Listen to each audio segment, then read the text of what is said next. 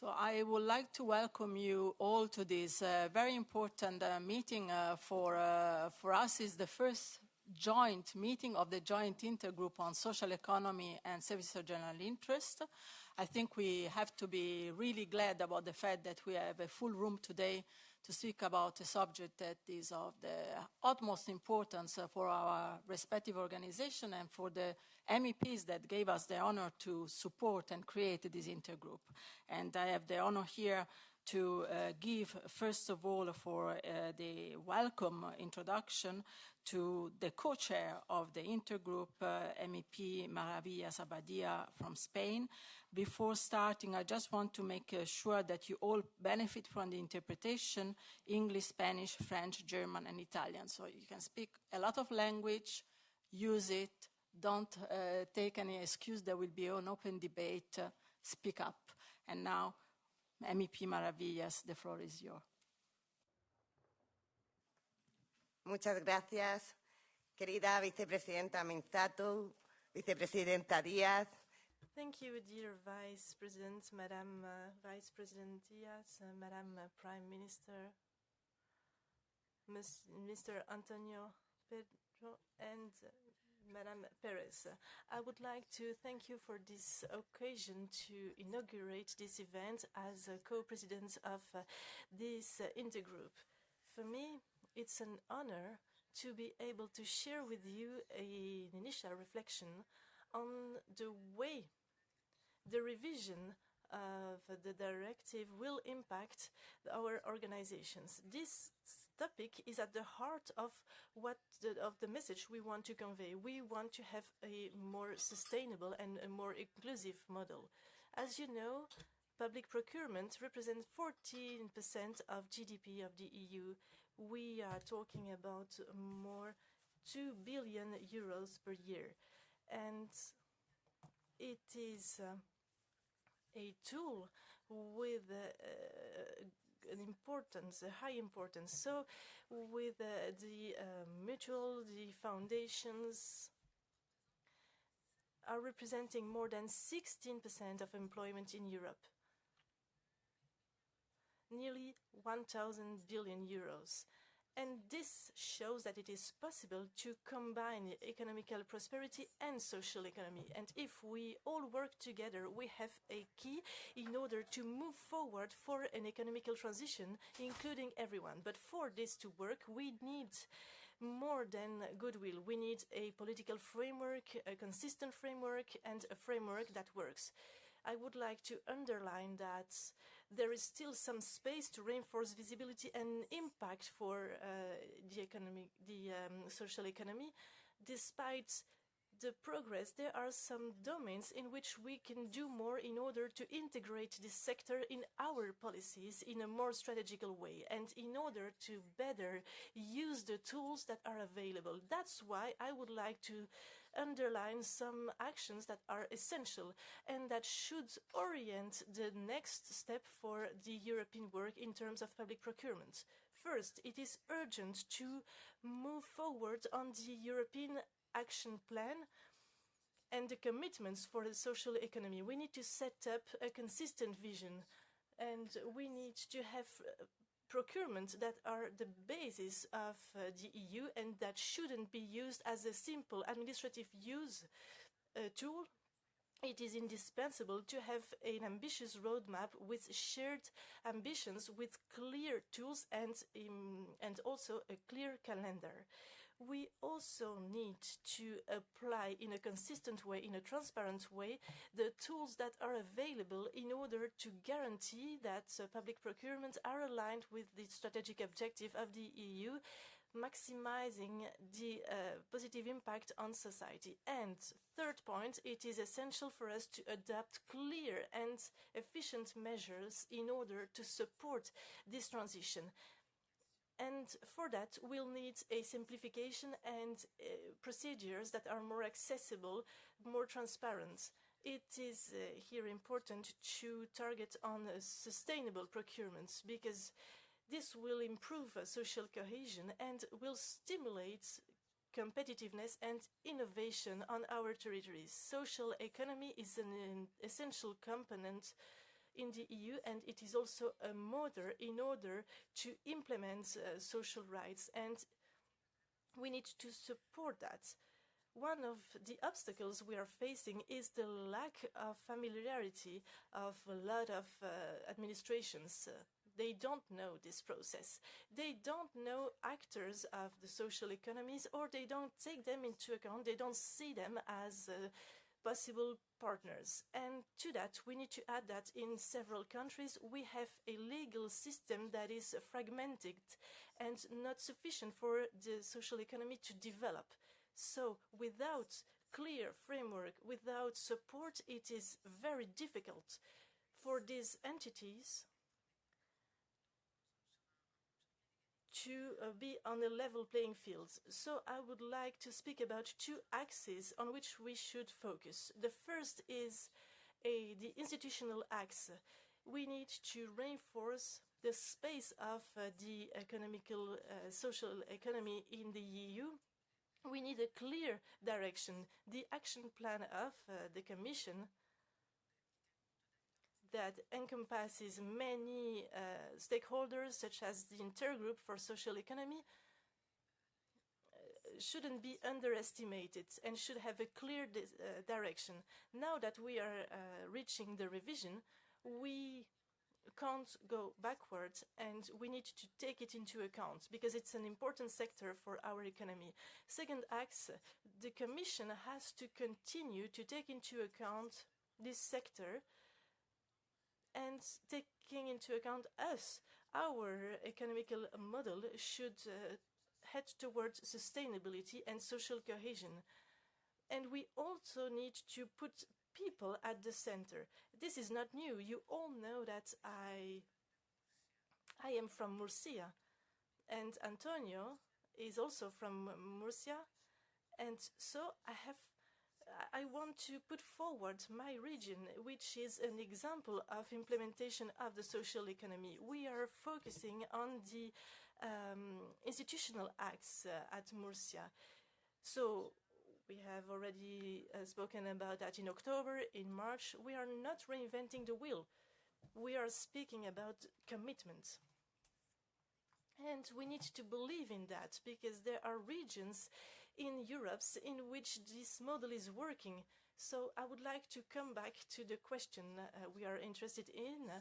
Public procurements are a powerful tool in order to reinforce social cohesion and power of Europe to support companies from the social economy, creating quality jobs, supporting innovation and reinforcing our territories. So public procurement should be a motor for innovation, solidarity and sustainability by combining different opportunities of the different communities in Europe. So at the level of the European Parliament, in the Intergroup, I will continue to work to make this vision a reality. Antonio, we are supporting you in this field, and the success of social economy depends on the collective work between the institutions, member states, regions, foundations, cooperatives, and social companies, social enterprises.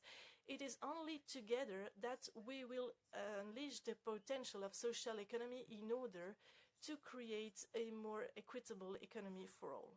Thank you. Thank you very much for this intense framing of the social economy situation. And now from the first actor, Antonio Pedreño, the President of Social Economy in Europe, please, your welcoming address. Buenos días. Muchas gracias. Maravillas por tu... Thank you. Thank you for your wise words. Today is a very important day. We are celebrating the first Intergroup for Social Economy and SGI of this mandate. As you know, all people and representatives of the social economies that are present here in this room, and we've had a lot of requests to participate to this meeting. It shows the importance of social economy to show an important topic and to show that it's important to apply the principles of the economical society. and the plan that has been approved in 2021, as well as the main objectives of the EU for 2030. So thank you all for being here, for your commitments and for your support. So I would like to thank the European Commissioner for Social Rights and Executive Vice President Roxana Minsatou, being the Vice President who wants to focus on social policies. This is representing an opportunity for social economy. So welcome, Madam Commissioner, in this environment in the Intergroup of the European Parliament. And we are at the European Parliament. I would like to thank the Parliament, the Intergroup, Maravillas Abadia, Ignacio Mirano, and all the others representing the MEPs part of the Intergroup. So all MEPs that are supporting and organizing this celebration that took place in Strasbourg 1 year ago, and that has been an introduction in order to present social economy. So I am very happy to have the Vice President Yolanda Diaz-Perez, also second Vice President of the Government of Spain and Minister for Work and Social Economy. That's thanks to her that the social economy is progressing in Spain. She is also implementing policies having a direct impact on what's important for the social economy. That's to say, the improvement of the quality of life of the citizens. So welcome, Madam Minister. I would like also to thank Véronique Louwagie, Minister Delegate for Trade, Crafts, Small and Medium Enterprises and the Social and Solidarity Economy of France. And I would like to thank Valentina Schamburger and also all the other speakers who will intervene during this conference. So I would like to remind you that during the first meeting, the main objective of the social economy were three objectives: to obtain the maintaining of this intergroup. 127 people were candidates and 27 only were elected. So we really want to thank these 27, and one has been selected as the social economy intergroup. So it shows the importance of this sector for Europe. Second objective was the implementation of the European Action Plan. And the third was having a commissioner responsible of the implementation of social economy policies. I think that these three objectives have been reached thanks to the work of the social economy stakeholders, the governments, and also thanks to all MEPs of the Intergroup who worked in this direction. So Commissioner Minsatou has accepted the responsibility of the implementation of the measures of social economy.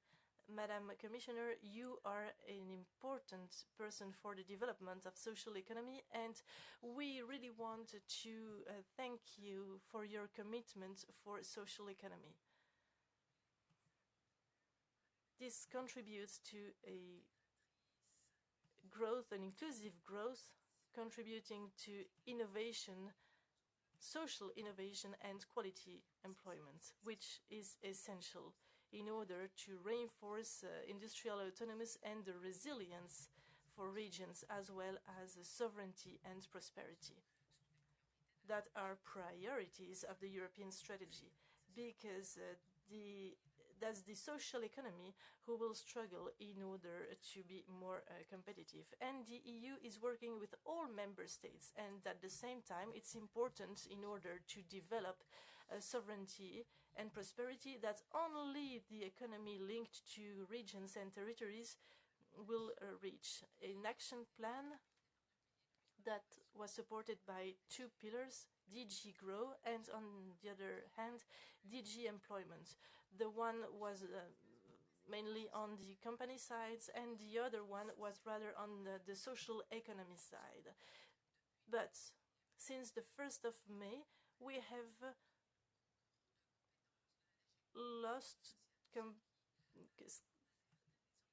lost part of the DG growth, because it means that we are now not implementing policies. We need more proofs. So social economy is representing 4.3 million of companies, 11 million of employments in 19 countries. And these are the countries from which we have figures. It means 6.3% of the population that is working, and it represents a lot.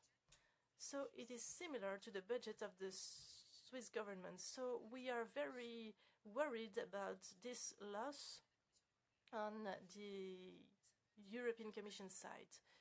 It means that social economy enterprises are not taken into account in research, in transport, in innovation, in competitiveness, in education, training, housing. So this is also shared by many people who have more than 400 people who have signed a manifesto in order to support a social economy. And I'm sure that with the coordination of Roxana Minsatou, we will be able to recuperate this cooperation that helped us a lot before, and we are sure that it will be the case. So I would like to underline the necessity to have a meeting, as I said in a letter that we have sent. But here we are talking about public procurement. Public procurement is very important for social economy, representing 14% of European GDP. So it is essential in order to provide an impulse towards a more inclusive and sustainable economy. So the report LETA is saying that an autonomous economy needs a social economy. It is essential to foster sustainable development of the territories. We can't delocate them, and these companies are becoming key stakeholders in this approach, and this approach is promoted by the EU.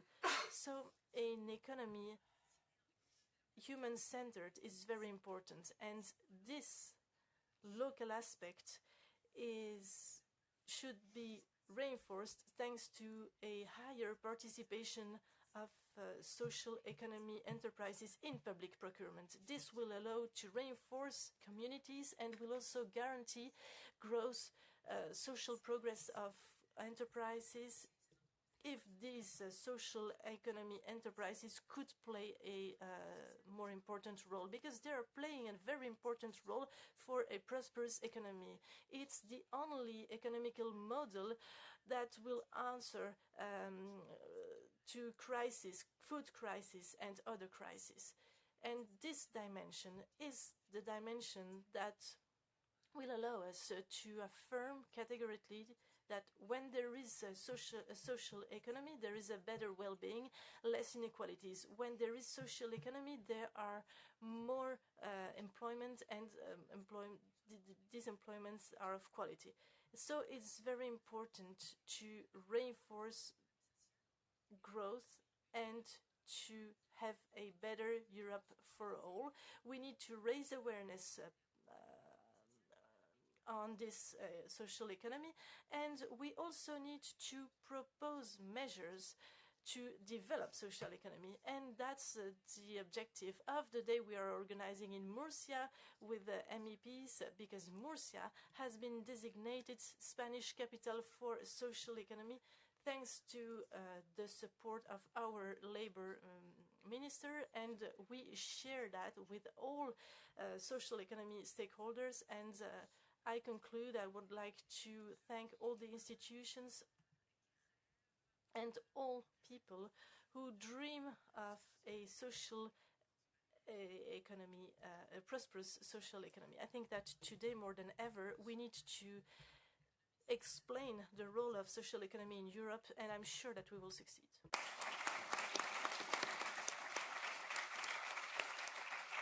Thank you very much, President.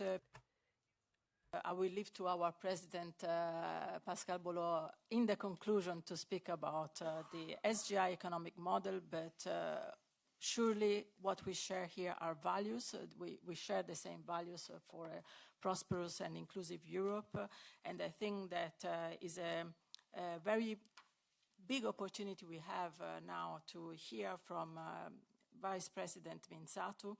I'm particularly glad because President Binzato knows SGI Europe mainly as a social partner. We are here also as a social partners, but as you can see, we can also think out of the box. And we have in you the right partner because you are there not only for social rights, skills and quality jobs, but also for preparedness. And I think the issue we discussed today is also key for preparedness because we need preparedness to have a sound economic model. So please come with us, I think it's best if you come here.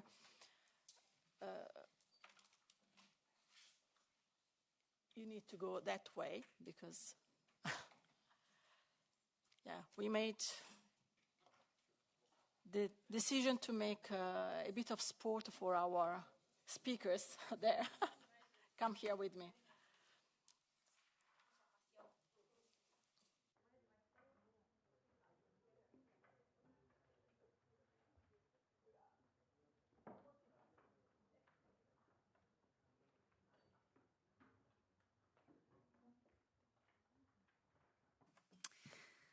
Muchísimas gracias. Thank you so much. It was a bit of a Spanish morning for me, but I know that social economy is important for the entire European Union. Thank you so much for the invitation. Before I dive into my message to you, just a personal comment as I was taking on the role to prepare for the hearings as Commissioner, Vice President on social. For me, it was pretty clear that I would have the role to also coordinate Commission's work on social economy. I didn't even see, in the beginning that the mission letter that didn't have, specifically this mention because I knew what I had to do, and I kept receiving these messages. But you need to send this message that you are dealing with. But I am. I say, why is it such a concern? So, just for you to know that it's not. Because it's, of course, in a mission letter that, of course, I understand now the organization with the DGs, that I will not commit and I will not invest all my energy and all our combined efforts in the Commission to really boost social economy. For me, as also the source of social cohesion and innovation. So all the reasons why we need to support social economy have been mentioned, and the countries and the regions where it has shown the results can mention even more. But just for you to know, my personal background in cohesion speaks a lot about the role of social economy to foster more social cohesion and the local ownership that was mentioned here and the fight with inequalities which was mentioned here. So really I think that for you to know who I am and how I connect with this topic. But yes, to start my message, like a very formal thank you again to the President, and we will have our meeting. To President Pedeno, thank you for the speech and for your message. To all the members of the European Parliament, some of whom I've had the opportunity to work directly with, very welcome or a very warm thank you as well to you and to President of SGI Europe. Again, very interesting to have this this new role, because I was a bit positively impressed by your involvement in this topic, but we exchanged a bit also bilaterally.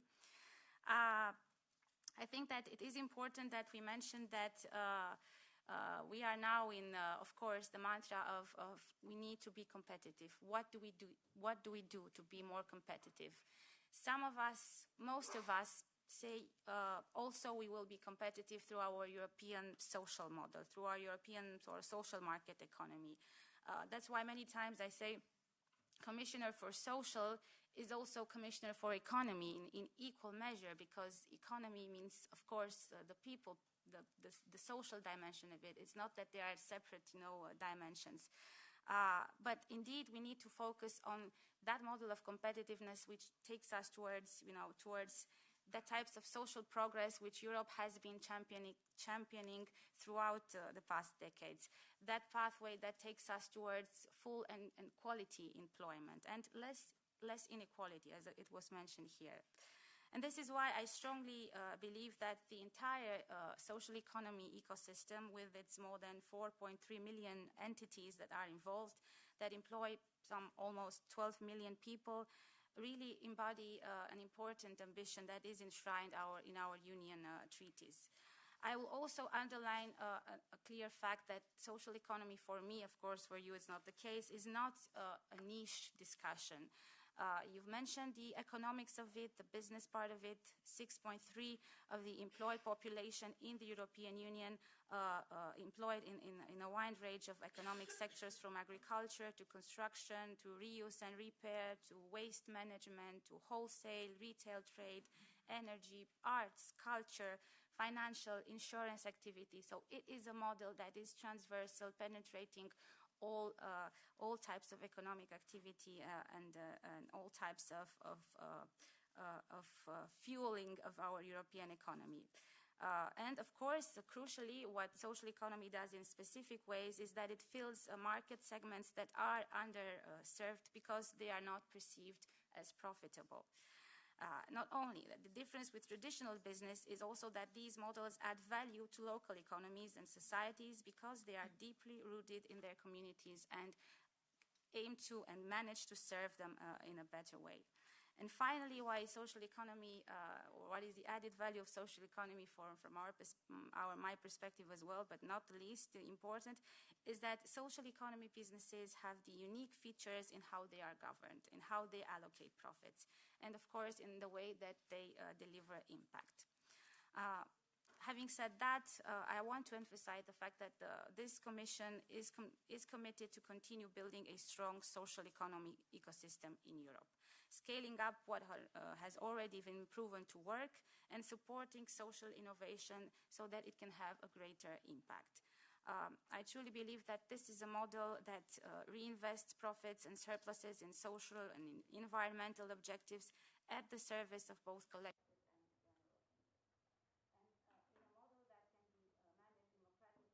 and with a spirit of true solidarity. And this is also very important to mention.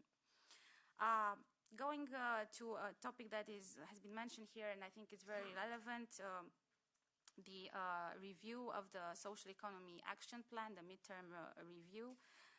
It was launched in 2021, the Social Economy Action Plan, in order to set up a European framework that supports social economy, ranging from state aid, social responsible public procurement, regional and local partnerships.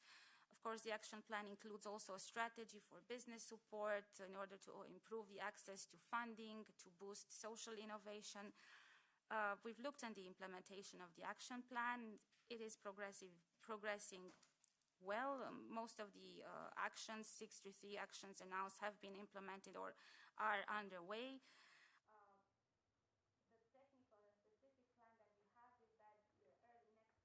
We'll do the midterm review of the plan so that we, on the one side, understand the progress, what the lessons learned are, what has been achieved, what has not been achieved, and why not, what we can do better. But also, of course, important to renew political momentum and propose new actions. And probably it's very important that I say this, that we want to work together with you, European Parliament, with member states, with ministers here on this momentum. Because, yeah, as it turns out, 2021 seems like in a different life ago, in a different life, in a different setting. It's clear that we need not just a midterm review, but an upgrade or resetting of this plan in the new context, so that we continue to make sure that social economy is boosted. It's not just, tolerated or, managed or coordinated by a commissioner, because again, it's not difficult to say, there's a commissioner, she is in charge with it. That is not enough. I am the first one to say this. We need, as a commission and as a trio and with the entire ecosystem, to really adapt to the new realities, the need of competitiveness, the need of simplification, but also the need to be even stronger on the social dimension. And we have to find this way, and we will find this way together. It's just how it should be. The work of the Intergroup, as I've mentioned, is key. And I also look forward to the report that would be produced by the Internal Market and Consumer Protection Committee in the Parliament, the IMCO committee in the Parliament. Also, I read with interest the opinion of the Economic and Social Committee. Only 1 year ago, the Liège roadmap adopted under the Belgian Council presidency set an ambitious agenda for social economy. By this year, member states will also have to adopt the strategies for the social economy, as foreseen in the recommendation that was adopted in 2023. Some have, some are on their way, and we will report, and they will report to the Commission in 2 years' time, in 2026, and then again in 2032.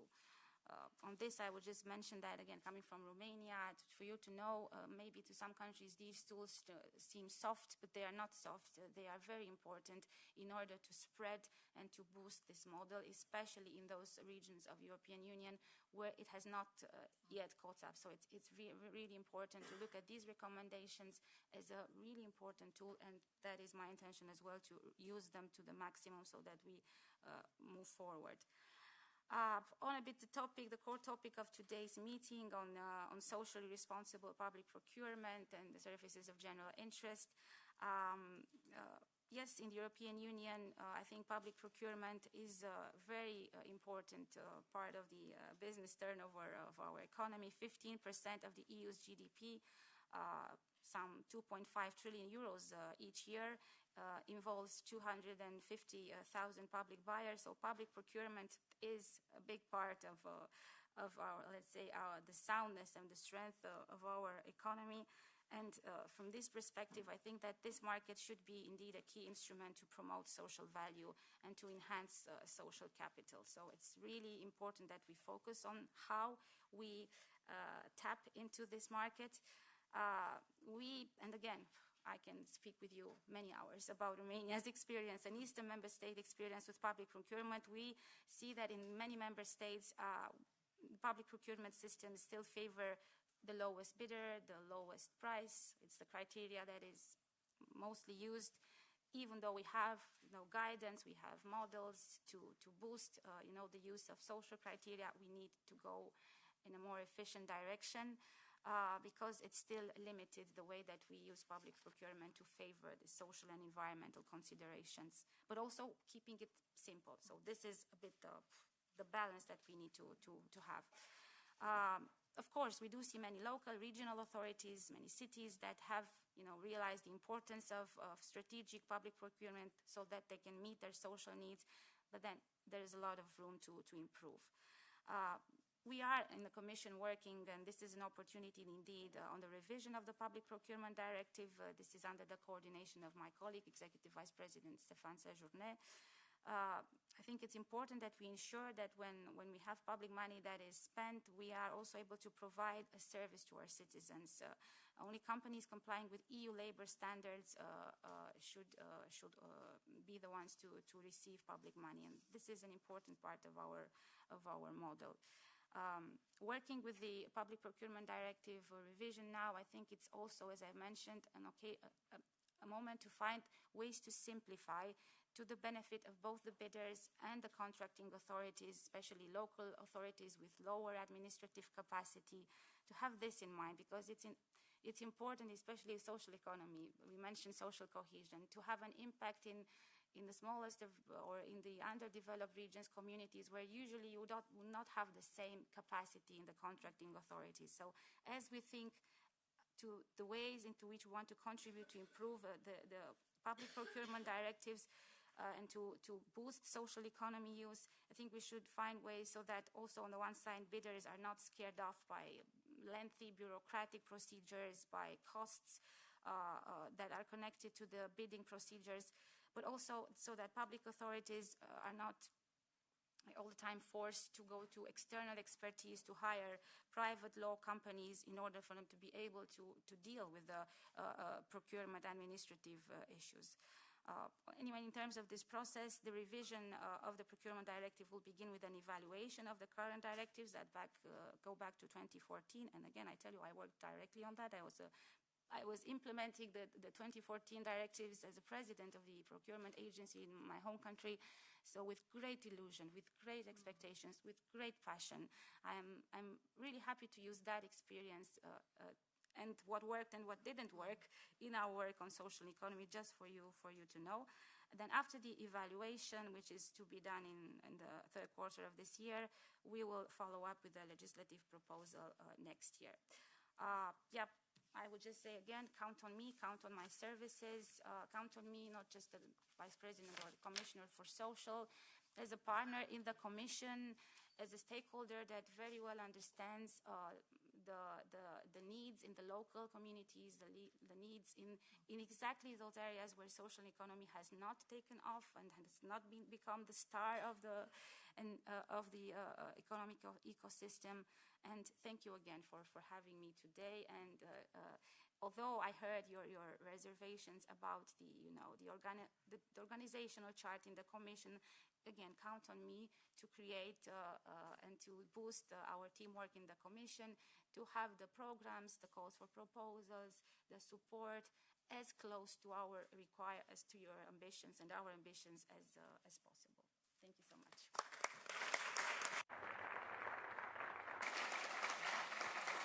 Thank you. Thank you very much, Vice President. For us, at least in SGI Europe, your experience at the local level is really important because you can understand the problems of our members, and we know your door is open, so we will use it as much as we can. Thank you. Thank you very much. And now we have the pleasure to hear from the institutional governmental side, my dear friend, Yolanda Díaz-Pérez, Second Vice President of the Government of Spain, Minister for Work and Social Economy. Then online we have Madame Véronique Louwagie, Minister Delegate, I have it in English, so I say it in English, Delegate for Trade, Craft, Small and Medium Enterprise and Social Economy. And then we have a video message from the Undersecretary of State of Poland, Katarzyna Nowacka. But first of all, Yolanda, please come to us.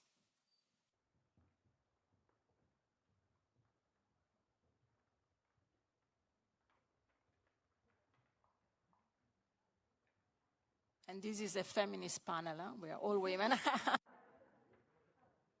Bueno, pues buenas tardes ya. Muchas gracias por su presencia. Permítanme, en primer lugar, dar las gracias al Intergrupo con las y los copresidentes, gracias a I would like to thank the Intergroup co-president. Thank you, Irene, Ignacio, for all the work you have done, and thank you for convening us all here, and thank you to all the women supporting me, and thank you, Juan Antonio. Thank you to Roxana Minzatu. Dear MEPs, to all members of the social economy, dear guests, I think we are all friends of the social economy. And this is a specificity requiring different public policies. It's an honor for me to speak in front of you. It's the first time that I am doing that in the Intergroup to touch upon this topic in the Intergroup for social economy. And also regarding SGI in the European Parliament, these are important topics, and I'm going to remind you that behind the figures there is a reality. Juan Antonio underlined that. Maravillas said it also. We are speaking about an economy of more than 11 million employed people in Europe.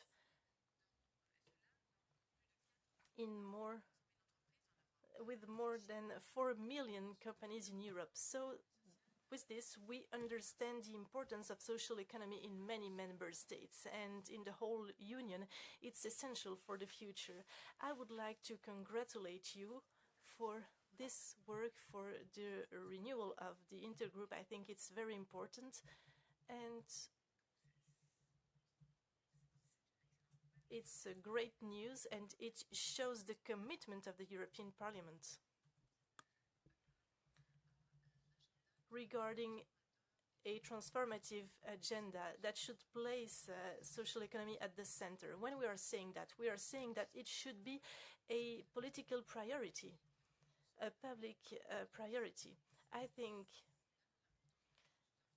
hence the importance of the meeting we are having today. So I would like to thank all the people, all the institutions for the efforts that have been deployed to recognize the work of those who are defending, since this forum creating in 1990 the European Agenda for Social Economy. Since then, many people have worked in order to have this today. I think the inclusion of SGI, and I would like to underline the work deployed by Valerio and all, everywhere I'm going, she's there, she's working.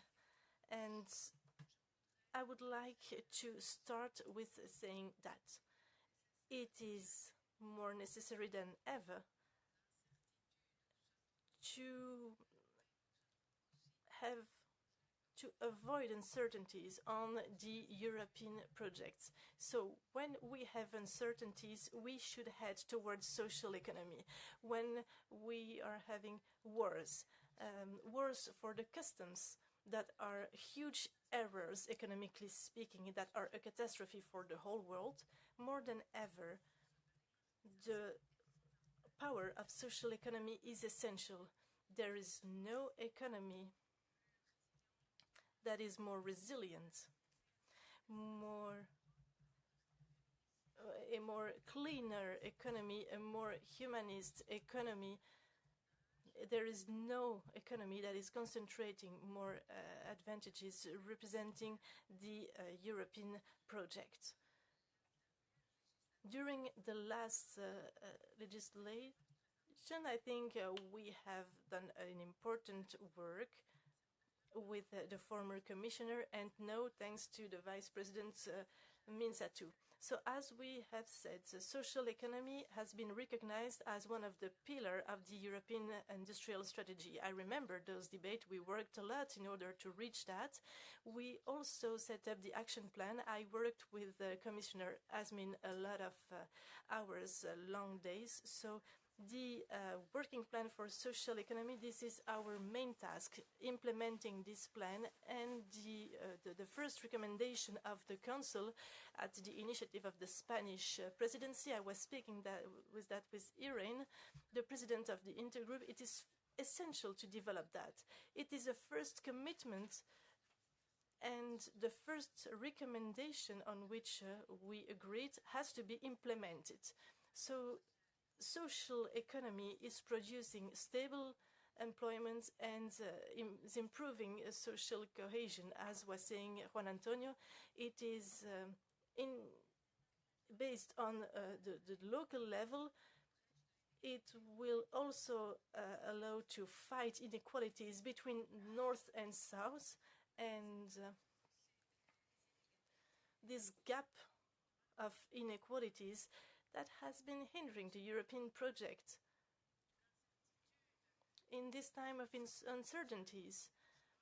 And I really like to underline that the European project has to continue to head towards the social economy and fighting inequalities. So heading towards a non-conventional economy. It is not in competition with the conventional economy, but thanks to that, we will generate positive energy, and it is essential for this to happen. And I'm saying that because the European project needs more social economy, more solidarity, more innovation, social innovation. And we also need a strong support, and we need to include also the youth in this European project, and this is the challenge that we need to overcome. I think that this challenge in the implementation is that we need to move forward and we can't go backwards. So our proposition is to move forward step by step, and We need to go further. That's the reason why to the president and co-president that are present here, I am asking to have a parliament that vibrates on these topics. So the integration of the action plan that is foreseen for this year, I think it is an opportunity in order to renew our priorities and to identify the challenges. We want to thank Commissioner Minsatu for her commitment to transfer that in all public policies, and I would like to draw your attention on something. I think we need to act in an honest way. We need to be aware of the risks and different disbalances that are existing. This is our task today. We are looking towards the development of social economy, but it should be a commitment of the EU and the member states. Spain has a project. Spain is going to complete the integral law for social economy based on 3 legislations, so legislation for cooperative, for inclusion enterprises, and legislation on social economy. And this is attracting a lot of interest, but member states, they don't have a social economy strategy, and this should be an important and essential step for the member states to move towards the social economy. So it is true, as we have said, that we don't have enough frameworks. Hence, it is very difficult to overcome the challenges we are facing, the challenges such as climate change and the crisis or non-crisis. I'm speaking about technological change. And so the social economy has to play a key role. And I would like to say that we are very worried. I was speaking with the president of the Intergroup and Juan Antonio and Sarah. So we were speaking about the cancellation of social economy for the DG in charge of SMEs, and we are very worried about budgetary cuts because we need public funding. And there has been cuts for social economy, for SMEs. This is essential to speak about this problem because this is showing a way that we don't want to go. So in this debate, we need more social economy, we need more Europe, more social economy. So during the last mandate, it was a priority. It was essential for it being an objective of the European Commission. Today, with the crisis we are going through, we need that more than ever. As we said, one of the main obstacles is about funding, and we are seeing a conflict. Juan Antonio knows it, between a competitiveness with the general economy. We need a positive discrimination in terms of taxes and for public funding. We need a positive discrimination in favor of the social economy, and this is a challenge we need to overcome. But not only, we also need, in order to invest in social economy projects, we need the right tools, tools that are adapted to social economy. We also need a feminist approach for the social economy, because social economy is very close to women. If we are looking at the studies about access to loans, the projects of companies led by women, there are, but the number is too low, and we need to find funding mechanism, different funding mechanism, in order to develop projects in order to improve the feminist approach, feminist dimension. We need also to have to include public administrations in these tenders, because if we are not on a level playing field with conventional enterprises, conventional companies, this won't work. So in my ministry, all tenders will take place with different conditions, obliging us to double the reserve for specific companies. And we will also give a mandate to all ministry of the Spanish government, and this is a commitment that we want to enlarge to all ministries in Spain. So we want to improve cohesion funds. We need to have a positive discrimination in favor of social economy.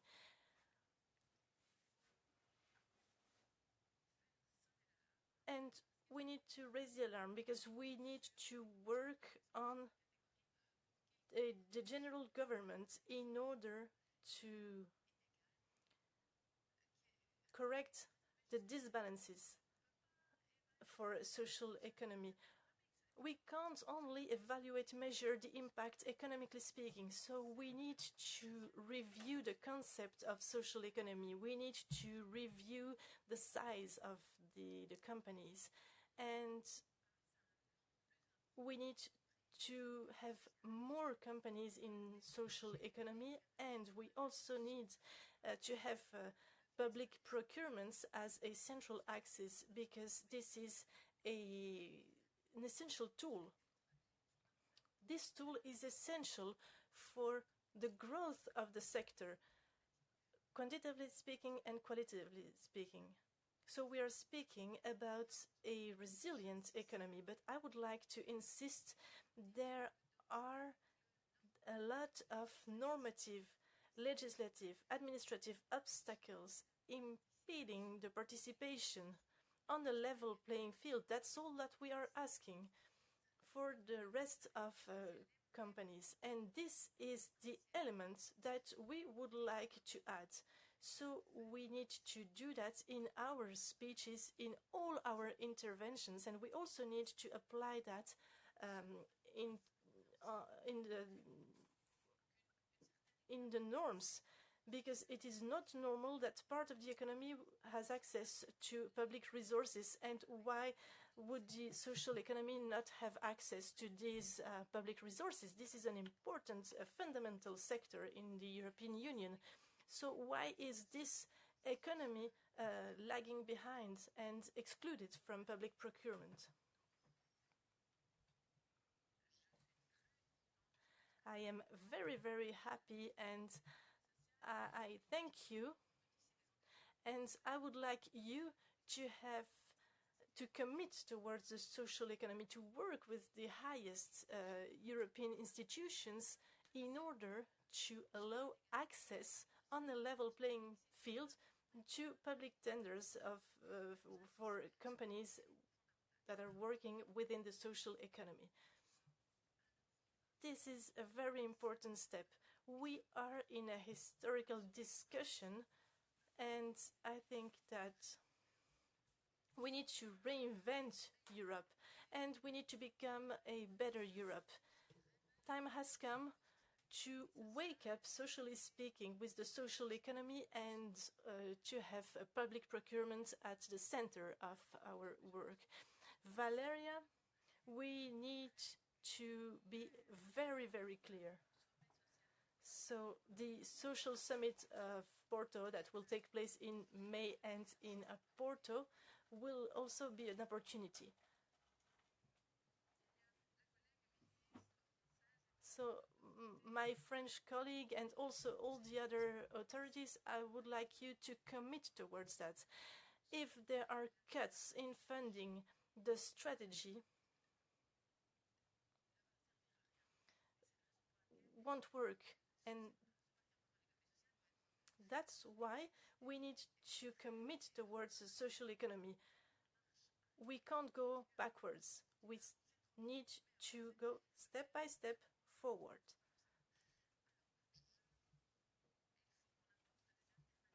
We we need to bring alternatives to production models and to the capitalist rules that we currently know through the social economy. And I will conclude on that. At the Social Economy Ministry, we commit to overcome the challenge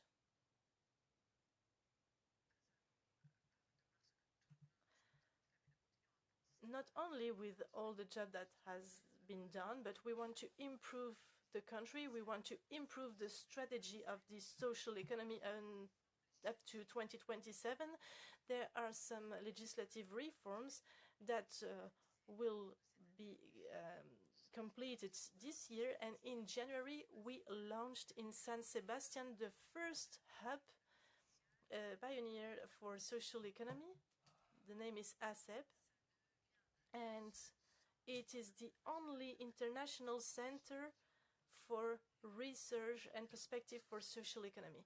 This center is at your service. It is an international reference. I really ask you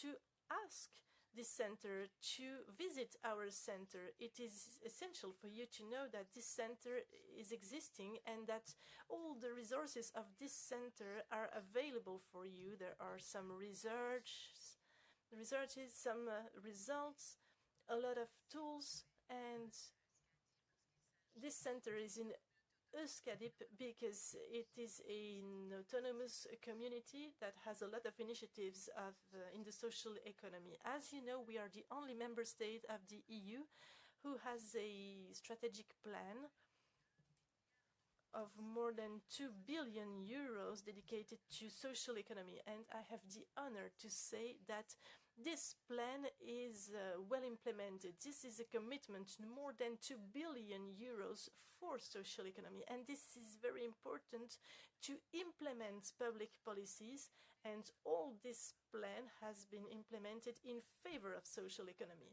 And on the 29th and 30th of May, please, Antonio, correct me if I'm wrong, we will be in the first edition of this forum in San Sebastian, which is a reflection forum in order to overcome the challenges of the 21st century. You're all invited, and we're going to launch the declaration, call for action that we are going to share with this intergroup. So we will launch this declaration, allowing us to share it with you. So the message we will convey is clear and fundamental.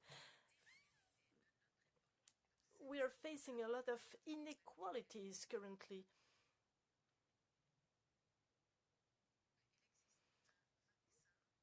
There is a vaccine against this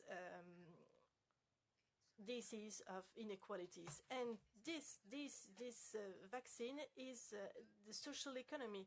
So it is not about going backwards, it is about going forward. Dear colleagues, I really ask you to continue to be committed. We are all the friends of social economy, we are all working well, and I really ask you, please continue to work to support the social economy.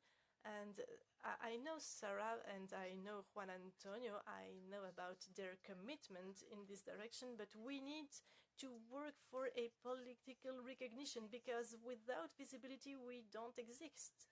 So in order to develop public policies, in order to have a legal recognition, we need to move forward in that.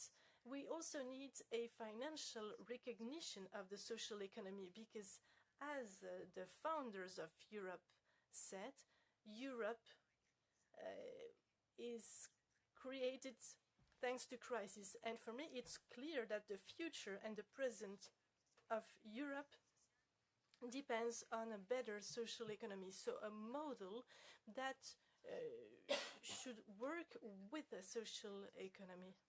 So yes, I would like to support you, and I would like also to say that facing all these uncertainties, when we need to choose between a Europe looking backwards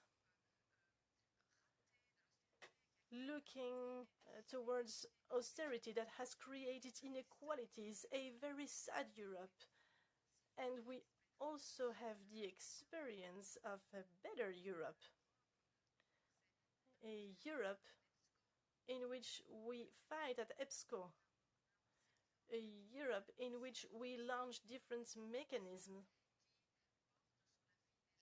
in order to improve the lives of European citizens. And we can't build a better Europe without social economy. That's all from me. Thank you, and thank you for your work.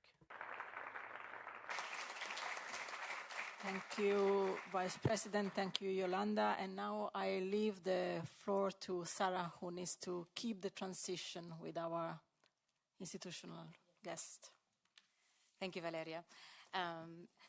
Thank you, Vice President Diaz. Now we were going to give the floor to Véronique Louagie, who is Minister Delegate for Trade, Crafts, Small and Medium Enterprises, and the Social and Solidarity Economy in France. We thank you for being with us live online. The floor is yours.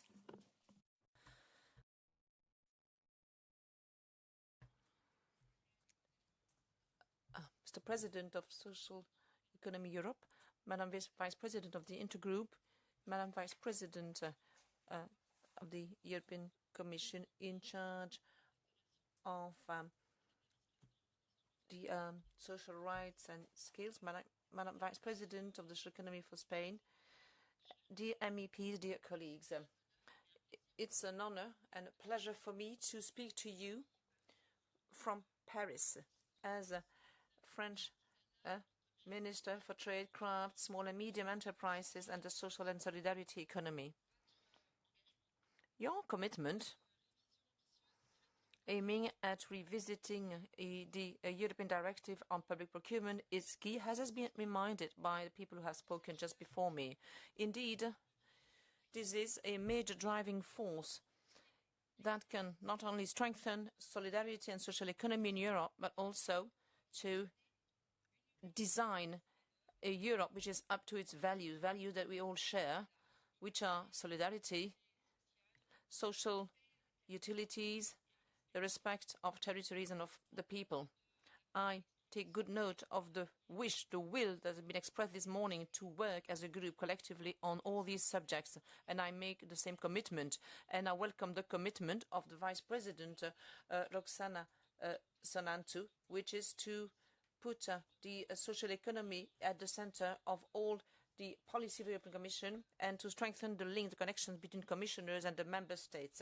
So I will speak in two parts. First, I will talk about the long-term strategy in France for the development of the social economy, and then I will deal with the public procurements that are a driving force, a key lever for achieving social economy.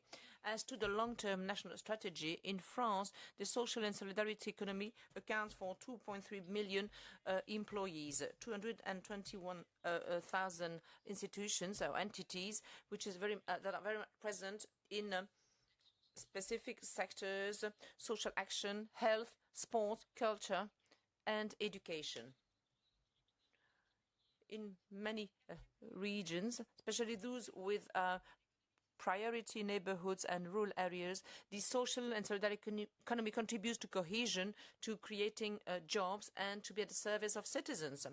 And we have decided that 2025 will be a kingpin year for social and solidarity economy. Indeed, we are convinced that that entrepreneurship model, well enshrined in territories and based on a social impact, should benefit from the same momentum as for the other economies. So solidarity, social economy and traditional economy go together. This is why before the end of 2025, France will have a national strategy for social and solidarity economy, which is consistent with the European recommendation of the 27th of November 2023 and the action plan 2021-2003. So that strategy for 10 years has been designed with all the stakeholders, institutions, networks, municipalities, citizens, through a broad consultation process that has been implemented at national and regional level. It also provides with a participatory digital platform.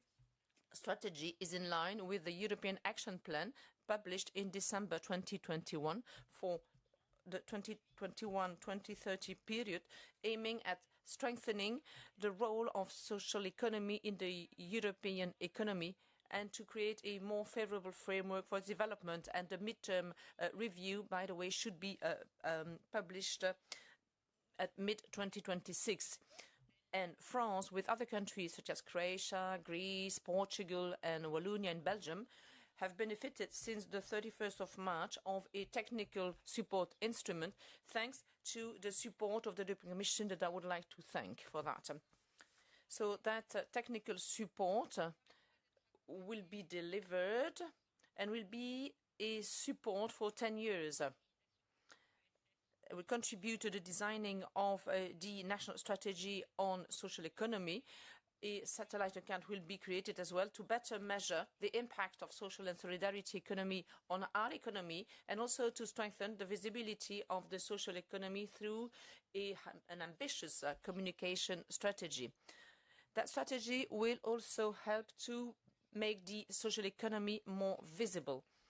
Indeed, France, and that has been reminded by the speakers before me, France has a key role to play into that as well. So the cooperative model will have to be acknowledged within the framework of the International Year of Cooperatives of the United Nations and the World Forum on Solidarity and Social Economy that will take place between the 29th and the 31st of October 2025 in Bordeaux, south of France, will be the key opportunity to recognize, acknowledge what solidarity and social economy is. And the so social economy is a condition for a just transition of resilient territories and for contribute to the welfare of their citizens. This forum will be the occasion to show our model to all the European partners. Now, a few words about the second part, about public procurement, which is the topic of today's meeting. So public procurement as a lever that contributes to social economic and which is contributes to the general interest services. In France, it accounts for 203 million euros in 2023. It has been increasing. It's been an ongoing increase, but it is not yet enough given the 150 billion euros of public procurements per year. So we need to go further. We need to do more. The revision of the European Directive is the wonderful occasion to set a new framework that includes the social value of companies, associations, cooperatives, and not-profit making associations. Including social criteria is no longer accessory. It is now in the center of awarding procedures. Time has come to have public procurements with responsible operators that are committed in the environmental transition, that are committed in respecting the rights and in creating sustainable jobs. Several ways to achieve that will be mentioned. For example, there is the one about increasing the inclusion of social provisions in the awarding criteria as well as in the implementation provisions. Then we should also allow more social economy and solidarity economy actors to have access to the public procurements. And then we also have to challenge the year, which is 3 years not renewable, so that should also apply to social and solidarity economy. These technical developments can be political developments. It reflects the vision of Europe that puts the human being and the territories at the very center of the economy.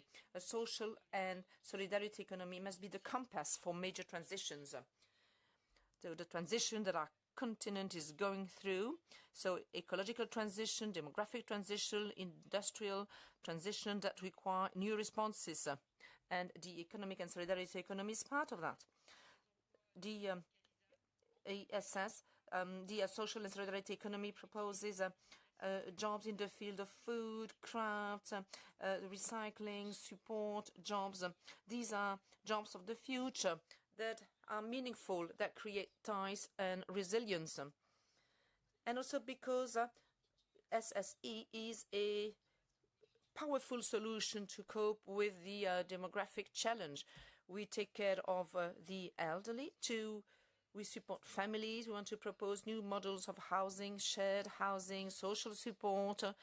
These are structures of the economic and solidarity economy, the social and solidarity economy that are already inventing models of the future. Indeed, the social and solidarity economy is a tool for industrialization. For example, the wage earners who buy over the cooperatives, who share production tools. So the social and solidarity economy does reinvent sustainable activities. So in conclusion, once again, I would like to thank you for what you do, for your actions that allow for the debate and that allow for strengthening the key role of the social and solidarity economy in public procurement as being an innovative solution. And these solutions must be taken into consideration in the review of the directive on public procurements. That will lead to a recommendation of the European Commission 2026. Our collective responsibility is huge. In a broken model full of uncertainties, Europe must represent a new voice where the economy is at the service of the people and not the other way around, a voice where public procurements become an instrument that have an impact, that contribute to transformation. The social economy does reflect that promise, and France will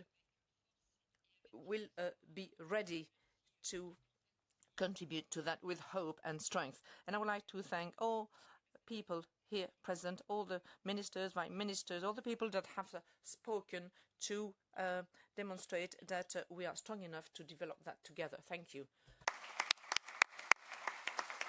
Merci beaucoup, Madame la Ministre déléguée.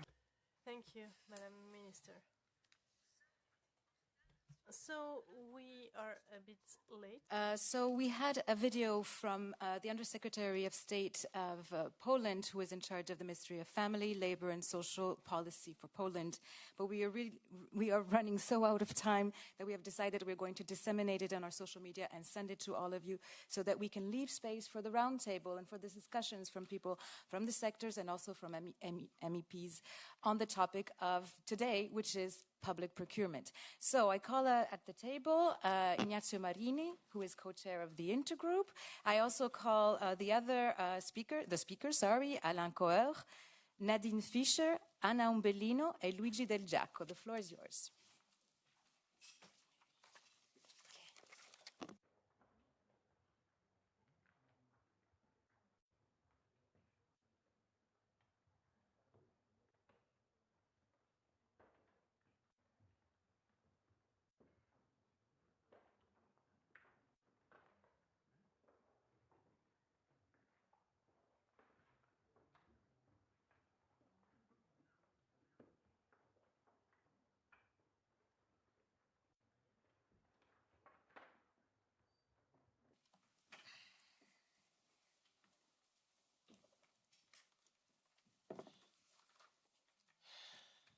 Well, good morning, everybody. I'm Ignazio Marino.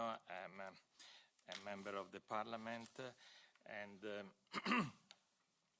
I have been in the past mayor of the city of Rome, so I really have a deep interest in the topic of social economy. I have the unfortunate job today to try to bring back our meeting to our schedule. I think we are significantly late with our timing. So my job today is to moderate this roundtable about the social economy and services of general interest providers positioning and public procurement. I think that the most important thing is to understand what we could do in simplification of public procurement. And we have some distinguished speakers here. And I am afraid that I need to change a little bit the order because I think Anna Umbellino is, Anna, I think, has a very, very strict schedule, and she would really like to speak first if the other people are not in opposition, because she has other commitments to attend. So without other ado, I would like to ask Anna to take the floor, and I'm sure that she can really give us some examples of the role of local authorities in a simplification of public procurement. Anna, please, the floor is yours.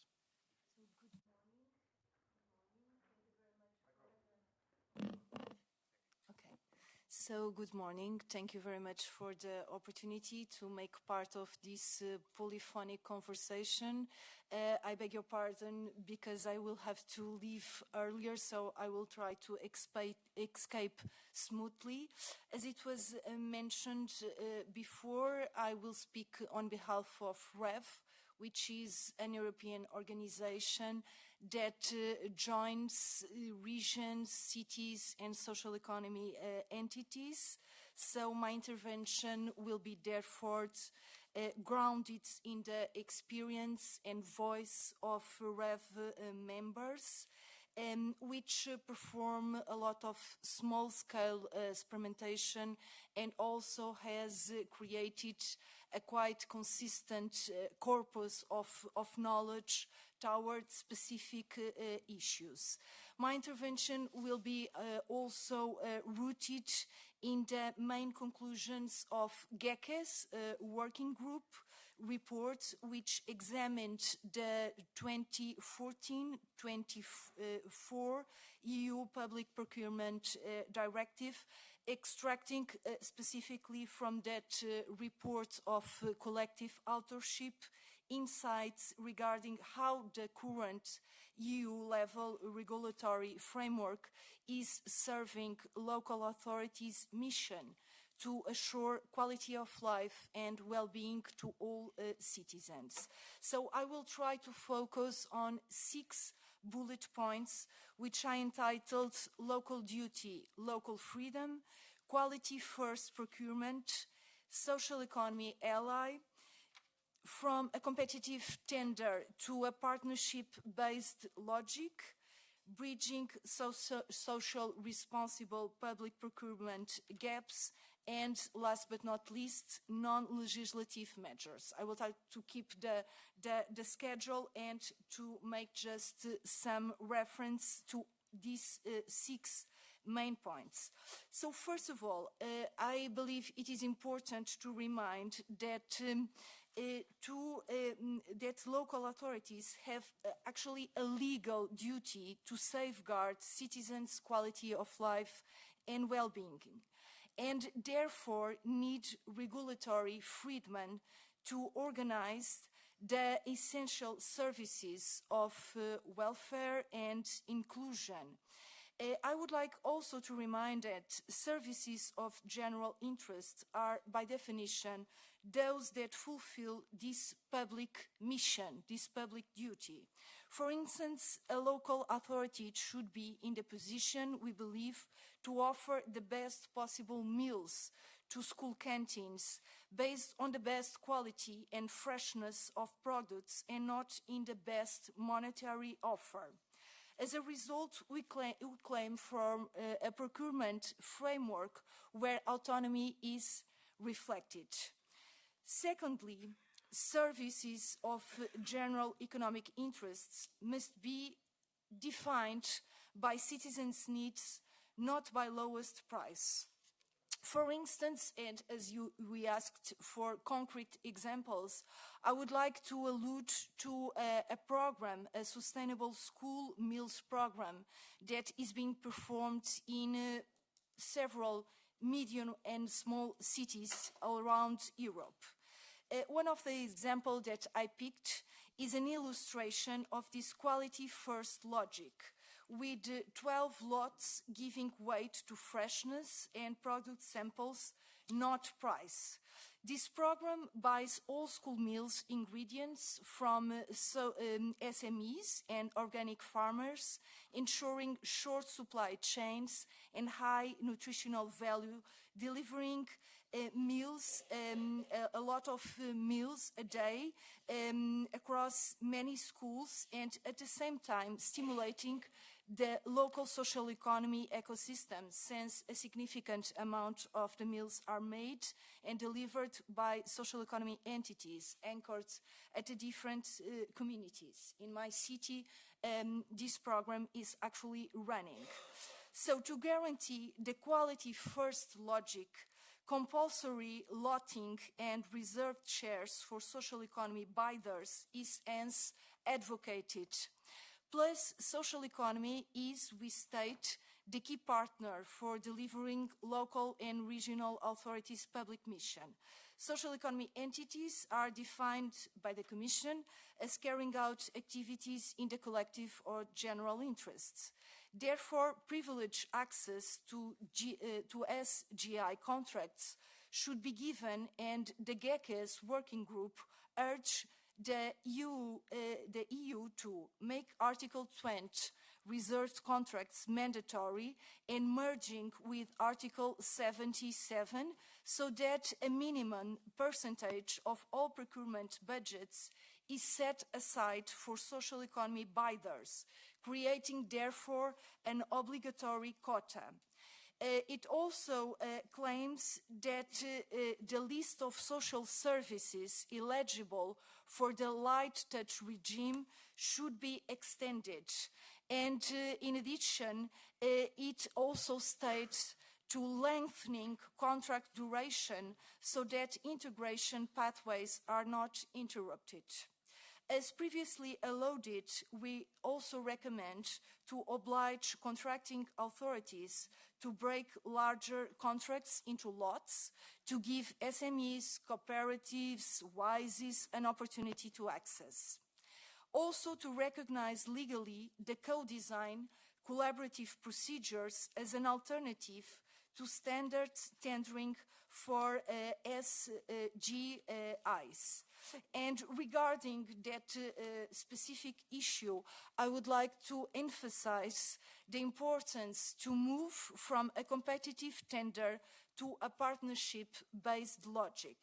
We actually argue that long-term cooperative arrangements can be fully transparent and accountable without being forced into lowest price tendering. So we advocate the creation of a legal framework between procurement and state aid rules that explicitly may authorize partnerships for SGIs carried out with social economy entities and not submitted to public procurement. This, I would like to emphasize, does not mean to be completely under-regulated, so a specific corpus of norms should be defined, integrated by procedures and techniques other than tendering. I would like to illustrate with an example from an Italian city, namely Brescia. So in Brescia in 2014, it was adopted a political resolution which is translated to zero tendering in social services. And it referred to the freedom to organize SGI. An open council of welfare accredits, so the methodology in a very summarized fashion works like that. An open council of welfare accredits non-profits wishing to join and deliberates on needs and services. For each priority, the municipality invites only accredited members to co-design the service specification.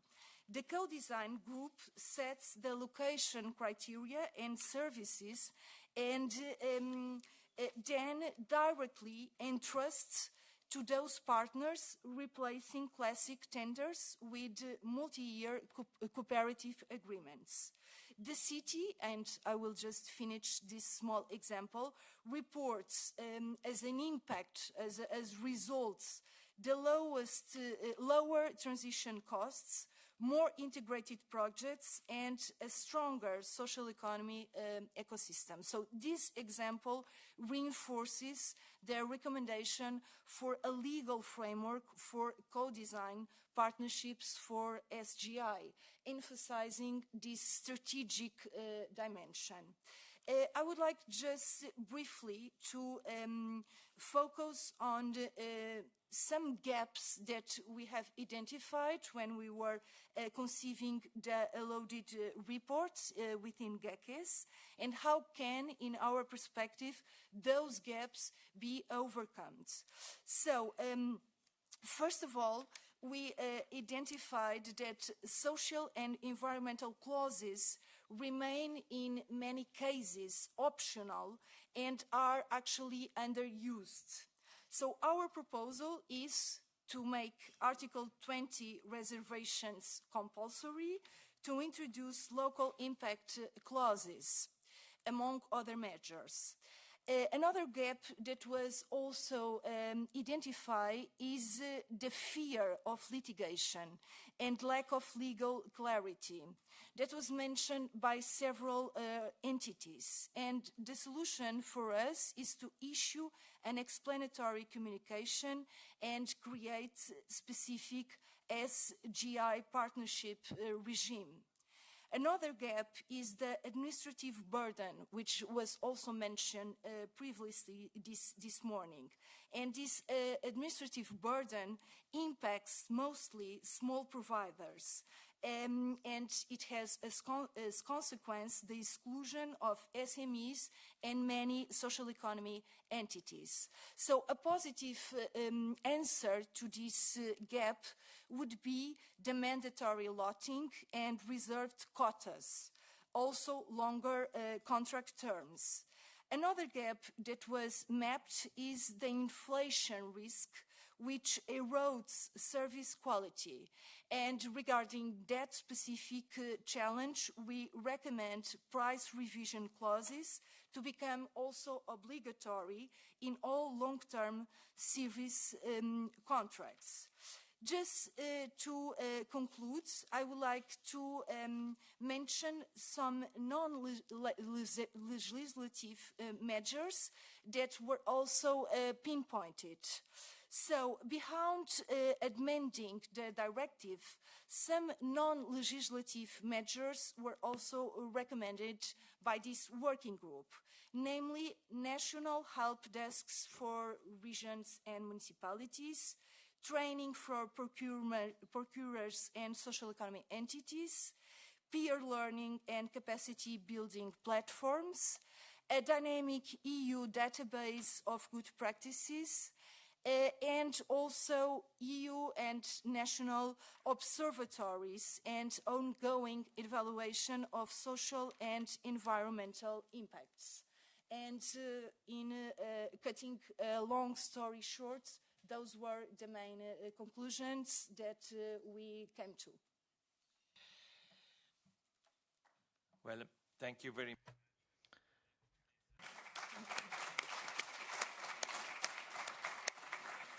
Inspiring examples strictly related to the daily life difficulties of our citizens, and thank you for the Italian example. I will give now the floor to Alain Coeur, who is the Vice President of Social Economy Europe, and he will speak about the importance of buying local. I would humbly ask to everybody to stay to 4 or 5 minutes, because otherwise, we are really already in some troubles with the timing. Thank you so much. Merci, je vais parler en français. Merci beaucoup, Ignacio. Thank you very much. I will speak French. I'm very happy to be here today. This is the sixth term of an intergroup, so I've met many MEPs, and the challenge has always been to find a hard core of the MEPs that support this intergroup, and I think that you are the ones that support. It's very important to rely on MEPs and their actions to support us in the work we do as SGI Europe and in partnership with the European Social Committee of Europe. The second message before moving to my speech. We fully regret the absence of social economy at DG Growth of that unit. It's a pity that it does no longer exist, even if we can be happy with the position of Mrs. Sinza too. But the fact is that the social economy is a two-leg economy, and actually the economic leg is missing, and we are no longer in position to respond to the needs of citizens on one leg. I've looked at our recent history, and there is a red thread in the different conferences, several conferences that have highlighted the link between public procurements and social economy. The first reference, and I'm here turning to my French colleagues, was the conference in Strasbourg. And in the conclusions of that conference, reference was made to public procurement. That was in 2022. So in 2022, there was already starting revisiting the public procurement. So there is quite a general consistency. The European law on public procurement has been designed to guarantee equal treatment between the economic operators within the framework of competitiveness. To avoid discrimination in the selection of bids, it has lost its sustainability objectives. So the public procurements may not necessarily be connected to solidarity. One of the key things is to match the directive of 2014 that prevents from taking that into consideration of a bidder that limits that is limited in the social criteria in the awarding of public procurement. There should be specifically dedicated provisions that favor the local structures for a social and solidarity economy. There was another important conference in San Sebastian. In the conclusion of that conference, it said we need to mobilize funds for resilience and to use other European instruments. It is outstanding that only Spain has used these resilience funds to structure its backbone, because in Spain there is a real backbone that supports social and solidarity economy using European funds. It is the only European country that has done that. So I think that that should set the standard, the example for other countries. It doesn't mean that other countries do nothing about social economy, but today some regions are pioneer, but indeed Spain is an outstanding pioneer in the use of these European funds. So we need to go down the road of more acknowledgement of social criteria in public procurements, more social responsibility in public procurements. Then the Liège road map to facilitate bidding for the actors of the operators of social and solidarity economy. There should be more call for tenders that first aim at social economy entities with regard to the awarding criteria. So we see that in the claims made by the European, the social and solidarity economy, there is a red threat. And then there are the states with, for example, the Draghi report that consider the European economy only in the framework of competitiveness, and the states that consider social economy in synergy with the development of the territories. So the public procurement had been considered as a major lever for social economy companies.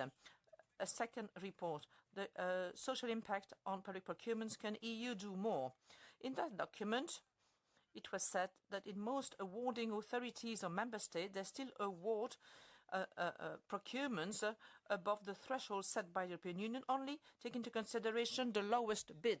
So it means that the criterion of quality, social dimension, environmental dimension, innovation are not included in the documents on the calls for tenders. The latest reference, the European project binding the social impact. So that has already been mentioned, but we talked about the differences in implementation, the 2014 directive in the national law. Today, the directive can be construed differently.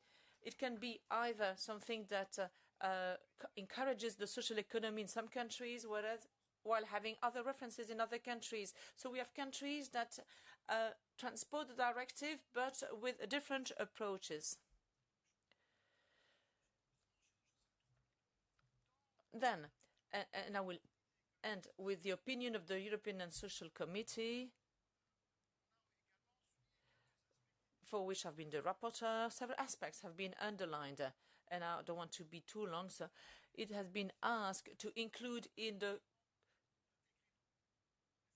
bidding procedures qualitative aspects to avoid lowering wages and unfair competition, but mainly to give legal certainty to the public awarding authority that makes a commitment to reach environmental, social and ethical objectives through the public procurement procedures. And among these qualitative criteria, there are elements that come from the governance of social economy, democratic practices, collaboration, reinvesting the profits to pursue the social environmental objectives, the inclusion of the stakeholders. Everything could be taken into consideration when reviewing the directive on public procurements. So our committee is asking that this be genuinely transposed. As organization of civil society will have to be very vigilant to pay much attention to how the European Commission is going to work on the next directive. Thank you. Thank you very much for stressing particularly how dangerous could be to use the criteria of the lowest price in public procurement because could be really not the best way to proceed, and actually the way that you describe it is really important for all of us. Now I will give the floor to Luigi Del Giacco. He is the Vice Chair of SGI Europe, and he will speak about public procurement as a strategic tool to ensure the achievement of environmental and social goals. Grazie mille, io mi approfitto del... Thank you very much. So I will use the interpreters. So I will speak Italian, knowing that I am being translated. So thank you for allowing me to speak before you for this high-level audience. I am not actually the Vice President of SGI Europe. I am a board member. I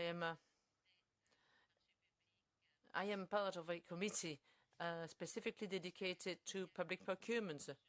Nadine Fischer was supposed to take part in this meeting. She's the chair of that working group, but unfortunately, due to a transport issue, she hasn't been able to come here. Now, in relation with the topic covered by the MEP, Mr. Marino, we would like to respond to a key question that has been raised in this meeting. Is it adequate, appropriate to use public procurements to change the economic system? And the question which has been at the center of the debates that have taken place so far, and I'm looking at Valeria, and she will confirm. I mean, that this is a key issue for SGI Europe. I represent the Italian association,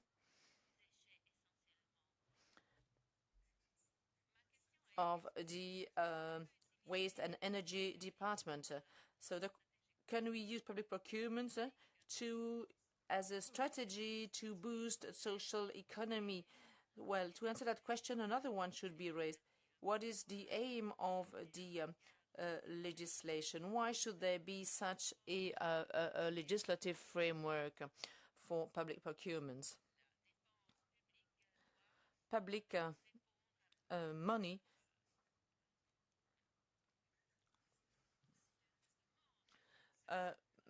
must respond to several demands.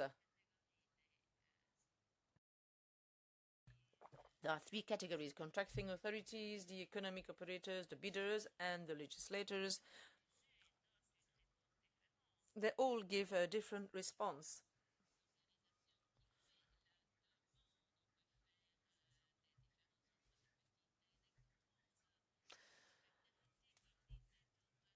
And as the Commissioner was saying before, there are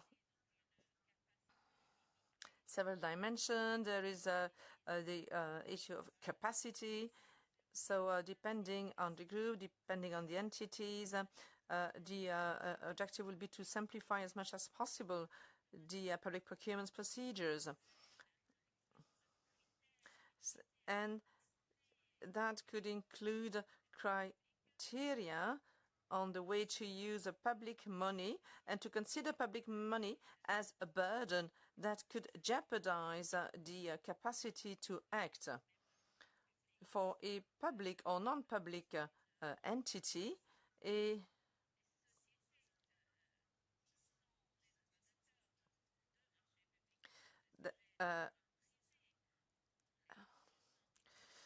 for major public entities or public entities, it is much more simple to use such simplified criteria that are not based on the price, because they have capacity to do that.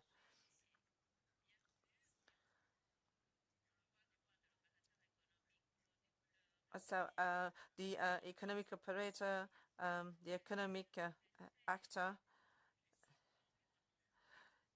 which focuses on who focuses on major social environmental criteria, will appreciate, will welcome such provisions, including quality standards applying to their business, whereas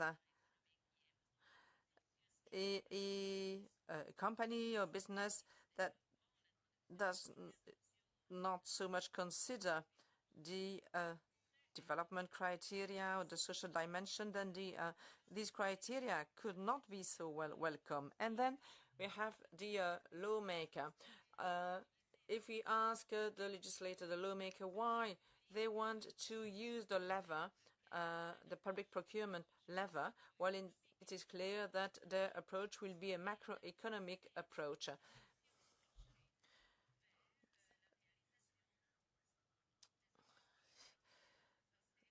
And the use of public procurement will be used to achieve the objective identified in the Industrial Green Deal.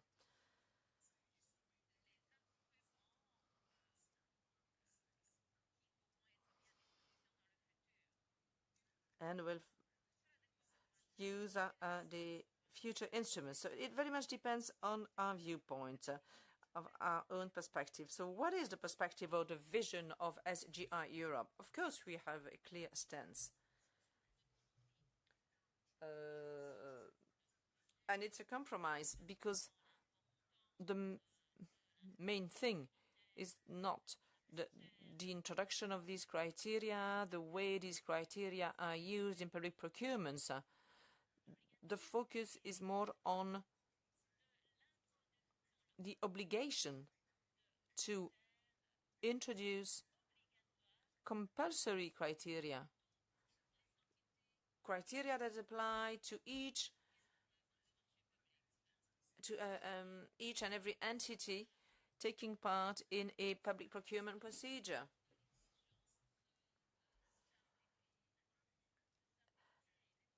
and does not necessarily go in line with the simplification of procedures. So it is very useful to give momentum to the objectives set by the European Commission, but the introduction of compulsory criteria could actually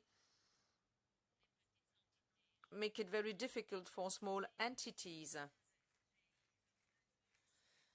So in the debate at SGI Europe, well, I use actually the content of the debate of SGI Europe and the importance of criteria that are not based on the price, on the lowest bid.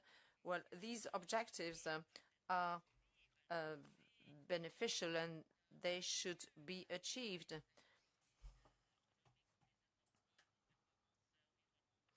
So with a focus on businesses that pay more attention to the environmental development. For example, in Italy, there is a big momentum to use recycled waste. So the introduction of environmental criteria could be beneficial, because these are European businesses, and we could actually achieve the objective by buying European.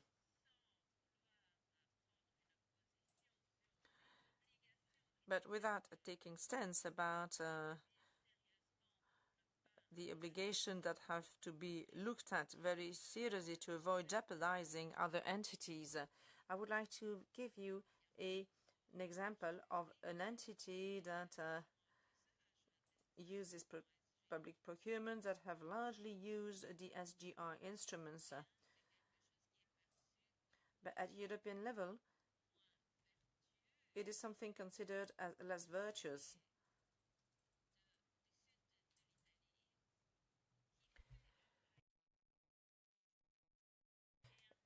The businesses in the south of Italy, it's a supplier in the south of Italy who makes a great deal of effort to apply the SGI criteria. So they focus very much on the environmental certification, the social responsibility of the suppliers, the use of a kind of certificates, or at least a report that shows that some standards have been fulfilled, respected, and that social environmental standards have been respected.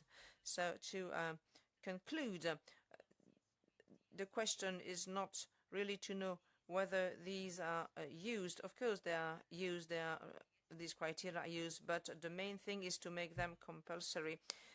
And problem is the lack of standards, homogeneous standards, and the non-use of these criteria, which is a pity for companies that take part in public procurement procedures.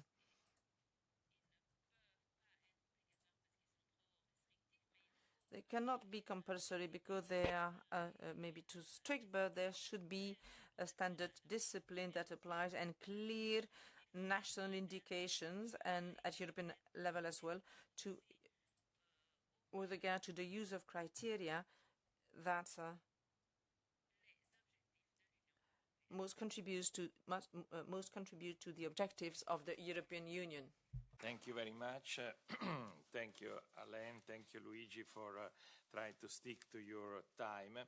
I guess right now I need to give the floor to Pablo Arias and Irene Tinagli, because what, Sarah? Irene? Yeah, I say Irene. Okay.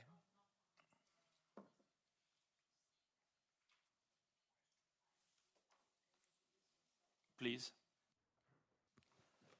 My name is Alberto Mazzola. I'm the executive.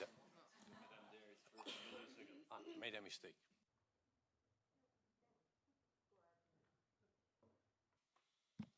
Yes, sorry, Mr. I thought it was up to me to speak just for 3 minutes. Thank you very much for your understanding. My name is Tanja Struve. I work for the German County Association, which is also member of SGI Europe. And we are also member of CEMR, the Council of European Municipalities and Regions. And we represent 60 national associations of local and regional authorities, regional governments across 41 countries. And I wanted to make 2 small points, or I would like to ask the question, how we could come forward with the very big goal of simplification, because this is something this has been said also by the Commissioner Minsanto. She said keeping it simple, and also Luigi from our Italian section mentioned it. I think this is the overall goal which we have to achieve within the public procurement reform. And therefore, something which we would like to propose is that we call for a light regime for local and regional governments. And this is not something completely new, because already in the GPA, so the Government Procurement Agreement on the WTO level, we have already the term of sub-central authorities, and this is the NUTS 3 authorities level. So that would mean already for them in the GPA we have a point we can switch to this, and we can go for a light regime in the new public procurement reform, which would be a real big relief, particularly for small and medium-sized local authorities. This is my first point, and the second point I would like to make, of course, we also think that the thresholds has to be raised. This is also something which would be a very big relief in terms of simplification. But coming to the last point, I think this is the point we discussed today very intensively, is the strategic procurement. And Luigi mentioned it already. And we had indeed very intense discussions within SGI Europe. Within CMR, it's much easier because we agree all that the public procurement directives are not the best tool for strategic procurement. We think, for example, sustainability is important, of course, but its success, the sustainability success, depends on the supplies side capacity to meet these objectives.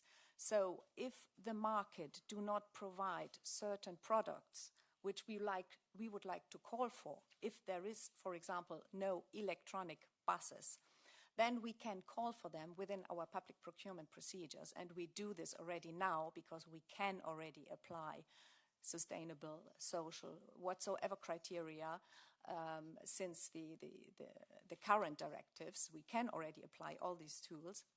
But if the market does not supply or does not provide these products we are calling for, then we have to go, for example, for Chinese buses. And this is happening a lot of times in Germany and other countries where we call for sustainable products, and neither the German nor European enterprises do provide them because the market is not, I don't know why, but the market is not providing them. So and this shows public procurement law is not the best tool to achieve sustainability, at least not if we put these criteria on a mandatory level. So we already can apply these criteria now, and this is very good, and it's applied in many, many cases, I think throughout Europe. And we should probably also favor this more, but not via mandatory criteria, because this would, on the other side, only lead to more bureaucracy and would lead to much more administrative burden for the local authorities. Thank you very much. Luigi, please, you want to answer? Honestly, I think that Tanya needs an answer. I think it's more or less a clarification respect some statement that was were made this morning by some speakers. It's clear that the position in SGI Europe is ongoing. The definition of position is ongoing, but it's clear that when we talk about mandatory criteria or when we talk about strategic use, so the introduction of some ESG criteria, the introduction of these criteria must be reasonable and must comply with the reality of the European market.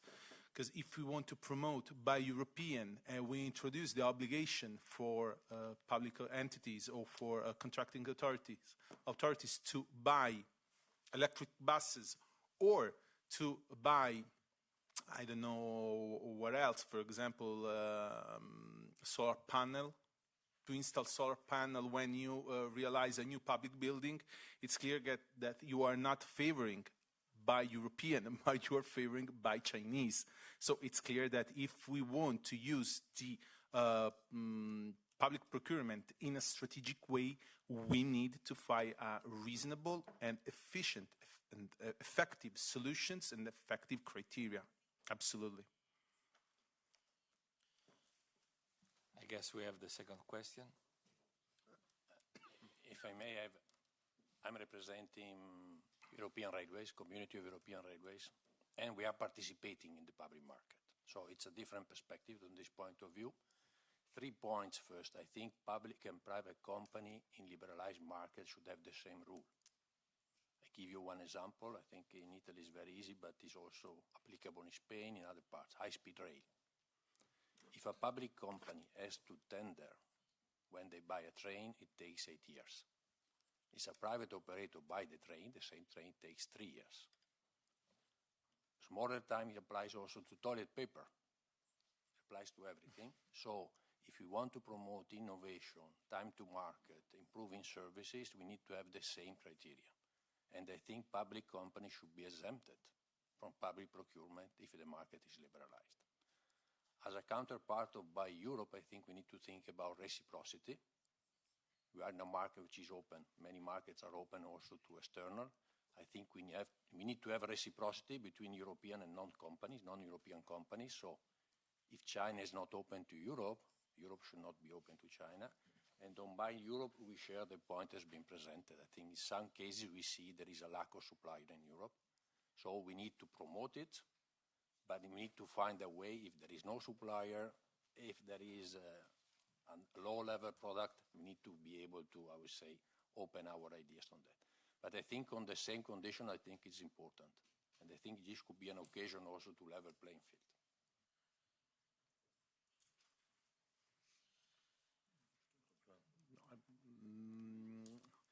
Another time, I think that I need to give an answer to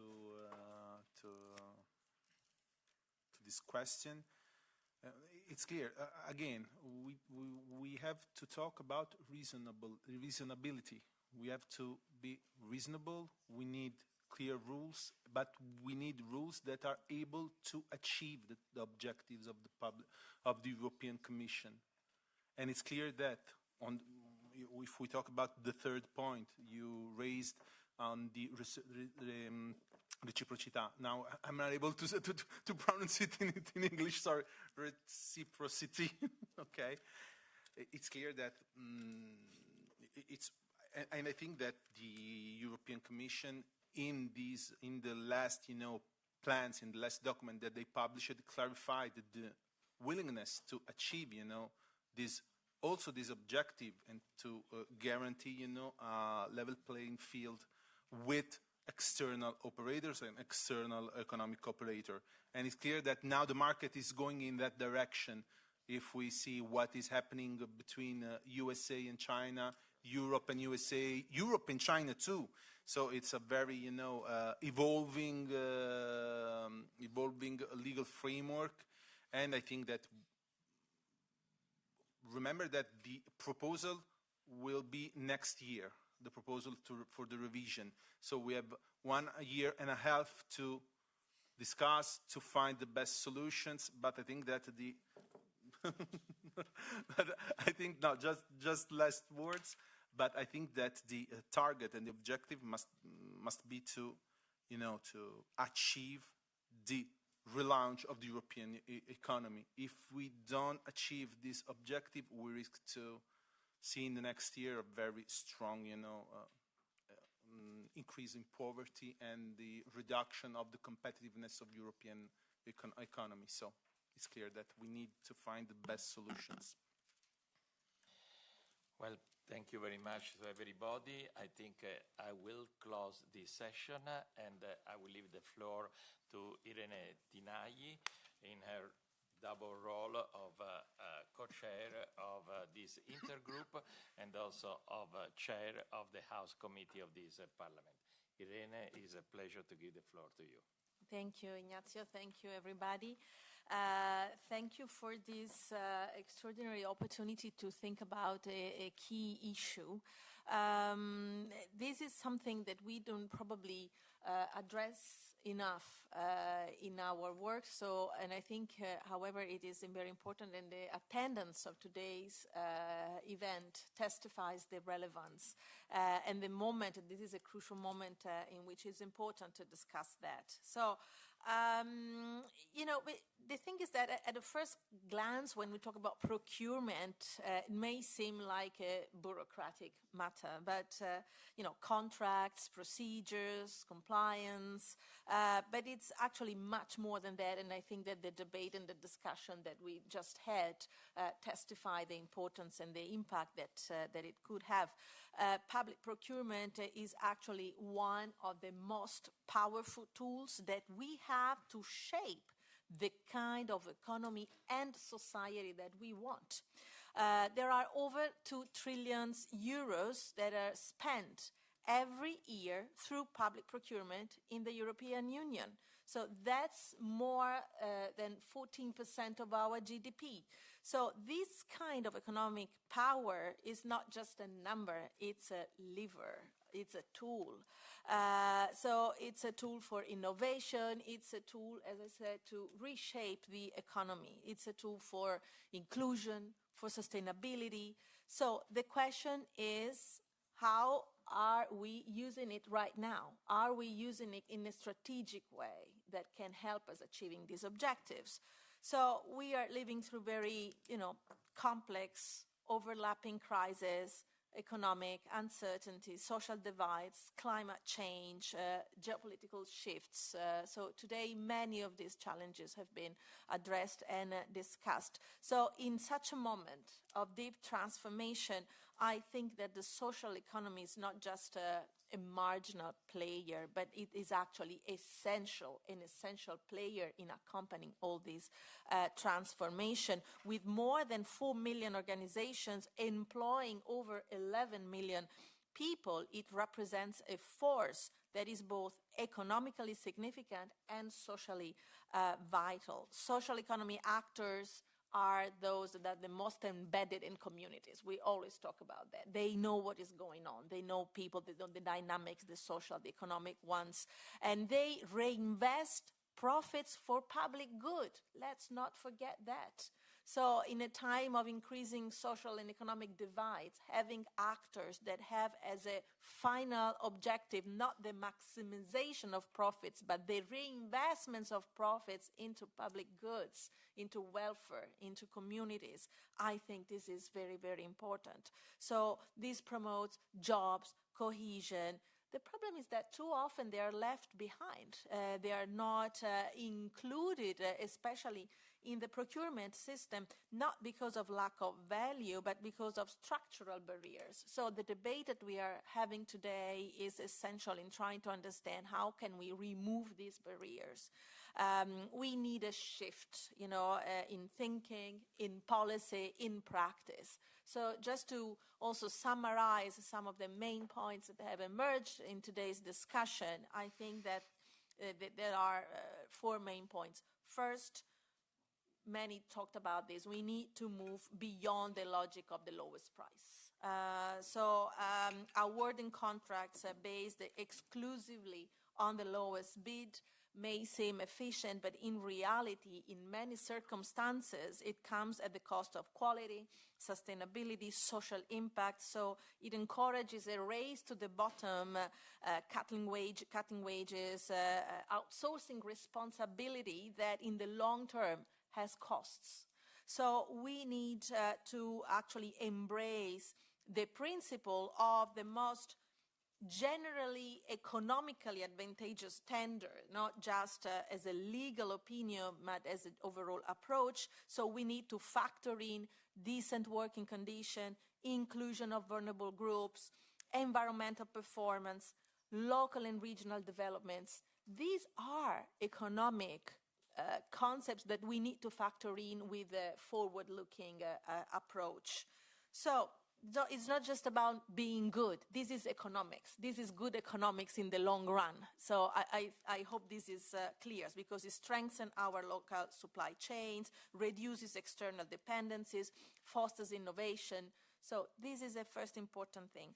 Second thing that also has emerged and we need to think about is how to make procurement accessible to all, because right now most public contracts are often too complex, too large, too demanding for small and community-based enterprises.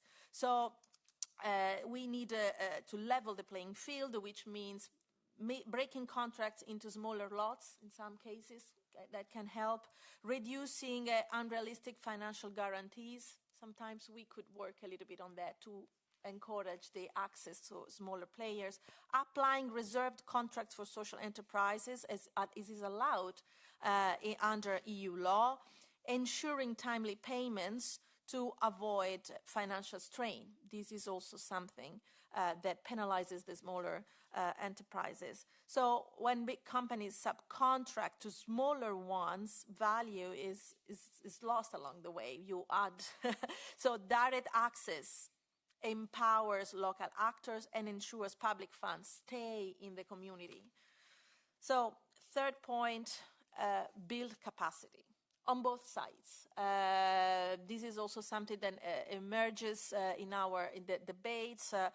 Public authorities need support and training to understand what's legally possible and socially beneficial when it comes to procurement. Too often they are stuck in old practices and they are afraid of innovating because they're afraid of breaching competition law. So we need training, we need information. And at the same time, we also need training on the side of, social actors, economic organizations. They don't know exactly how to navigate tenders, or even if they are eligible to apply.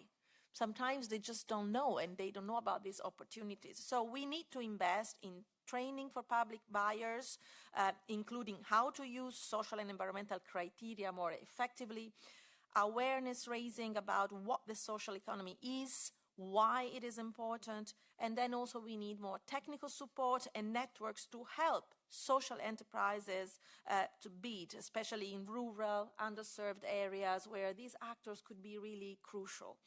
So this is another pillar. And the last point, track the impact and make it visible.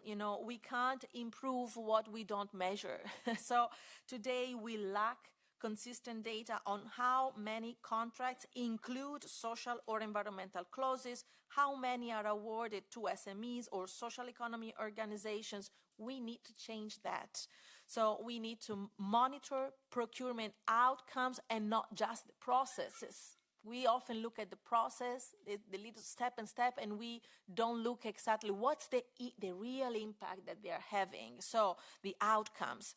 Publish the data to ensure transparencies. We need to know, we need to let people know about these outcomes, and we need to develop a common European framework to measure social impact so that every euro spent is accountable, not only financially, but also socially.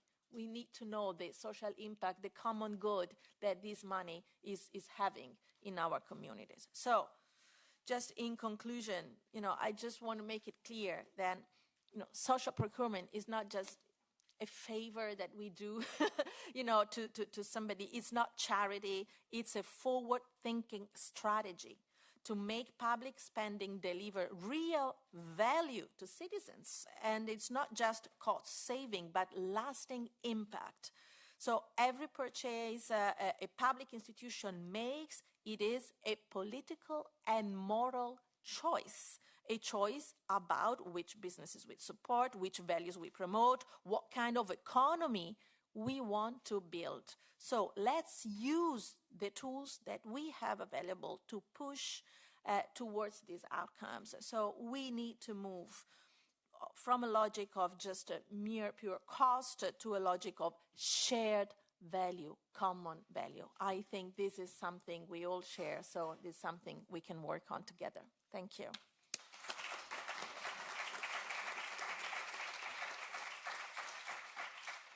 Well, thank you, Irene, for these thoughtful remarks. And now I leave the floor to Valentina Schamburger, Camille Lauretti, and Pascal Bolo for the closing remarks and conclusions.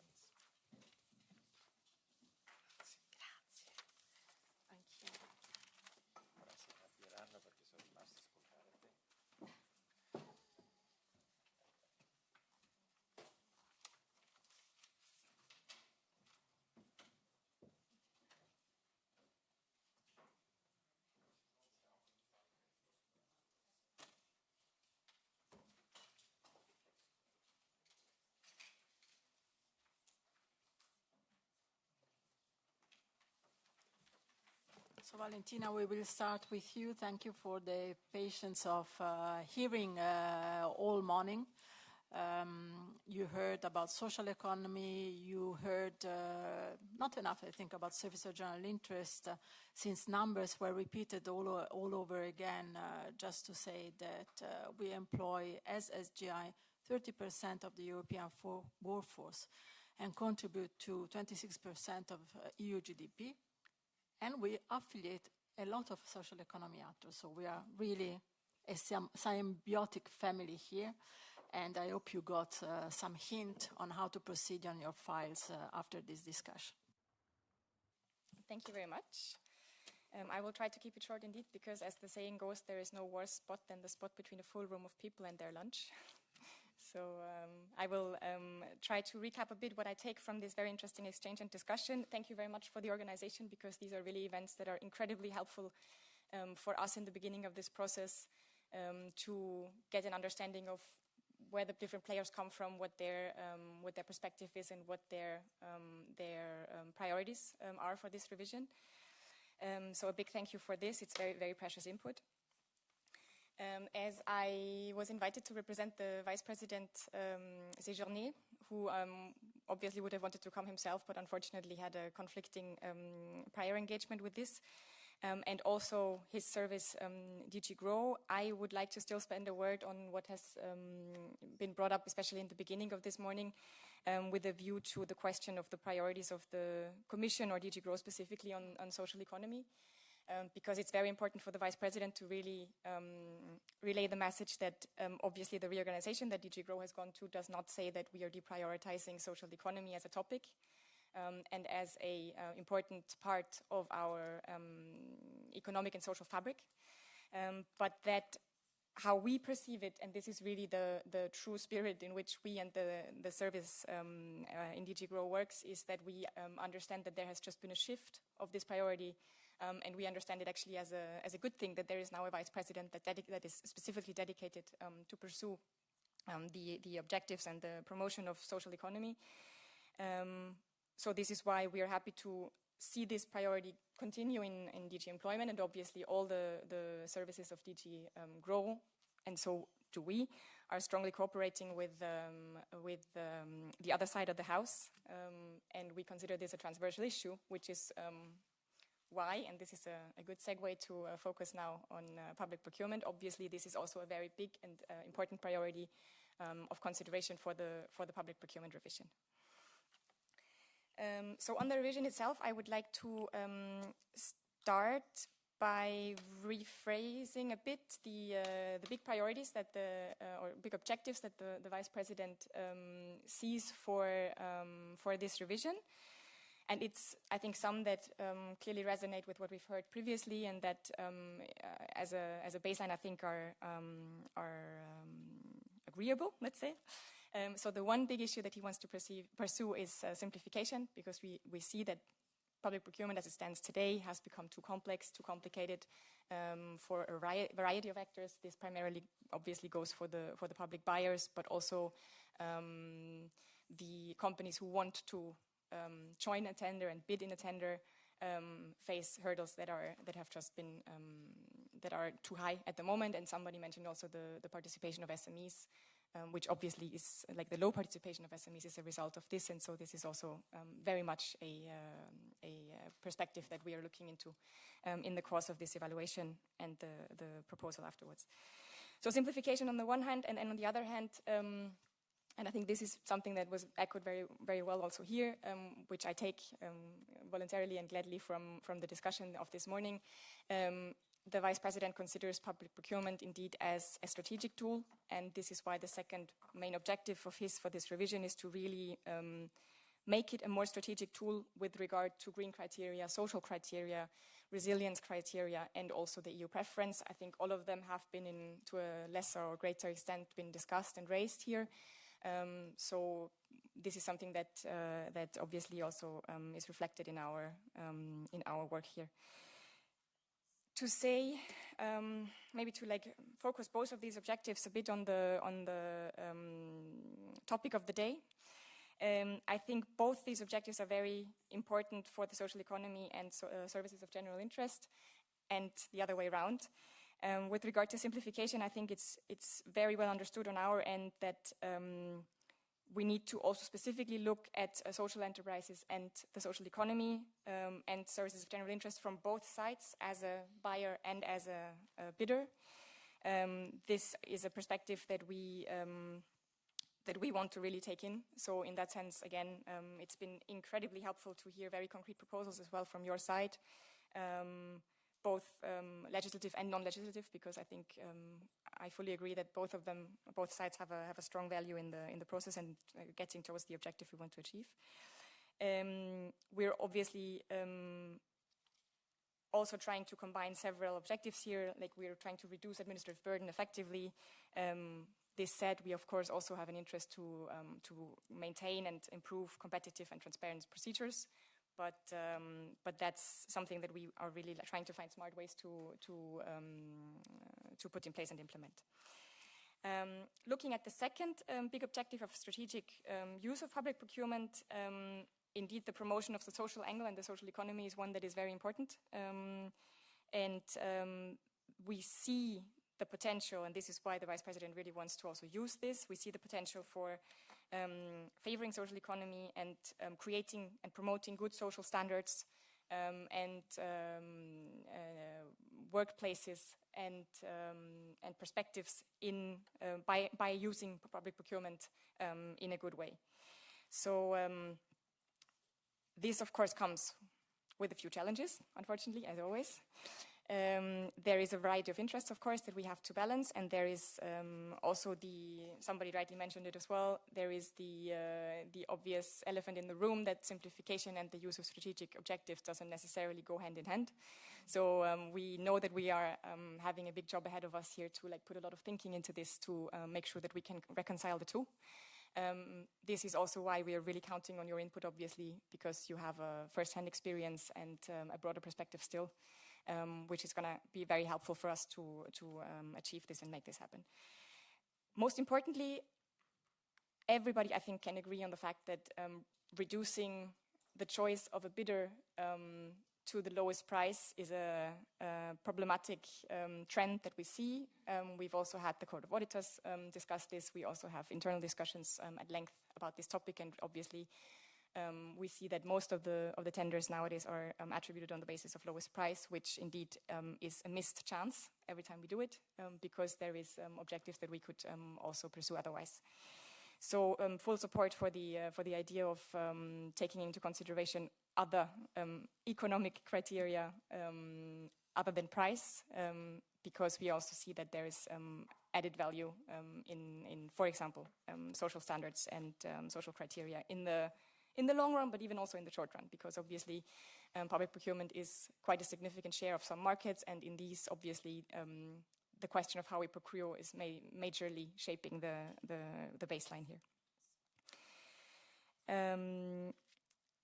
So this said, I was very happy to hear several times today that the expression "we cannot go backwards," and also several references to a joint responsibility, which I think sums up very well how the whole process will have to play out.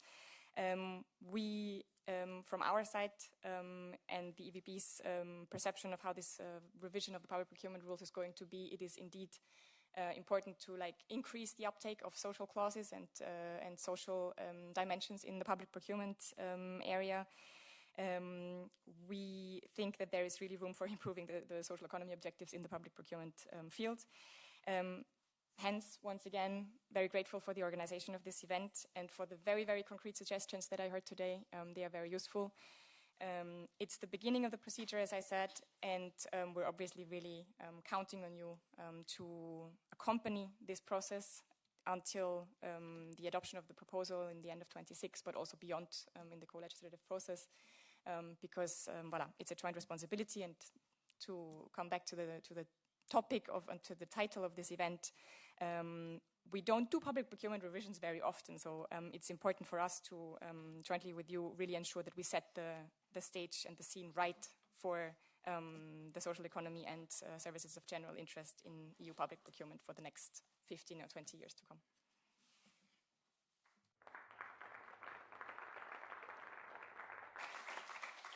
Thank you very much, Valentina, and good luck, because it's a hard task, and you will hear from us again. Now, I really have the pleasure to give the floor for the conclusion to the chair of my heart, so Camilla Lauretti, and our president, Pascal Bollot. Please, Camilla. Thank you, Valeria. I will speak in Italian. I will go fast because it was really an interesting initiative, but also long. So, grazie alla nostra commissaria. No, thank you. Thank you to our Minister Vaggi, who have and Yolanda Diaz Perez, to Madam Mrs. Nowakowska, and thank you to all the MEPs that are part of the Social Economy Intergroup. Thank you for expressing their opinions. I have heard, indeed, everyone has stressed the fact that this is a key moment. This is a key crossroads. This is a key moment of reviewing the directive. It is the opportunity to move ahead. It is the time to build a sustainable economy, competitive economy, resilient economy. So this is more important today than ever. Given the fact that the public procurements do gear the economies of our countries, this is what we need to act upon. If we keep applying the lowest bid, it will be very detrimental to SMEs, for which it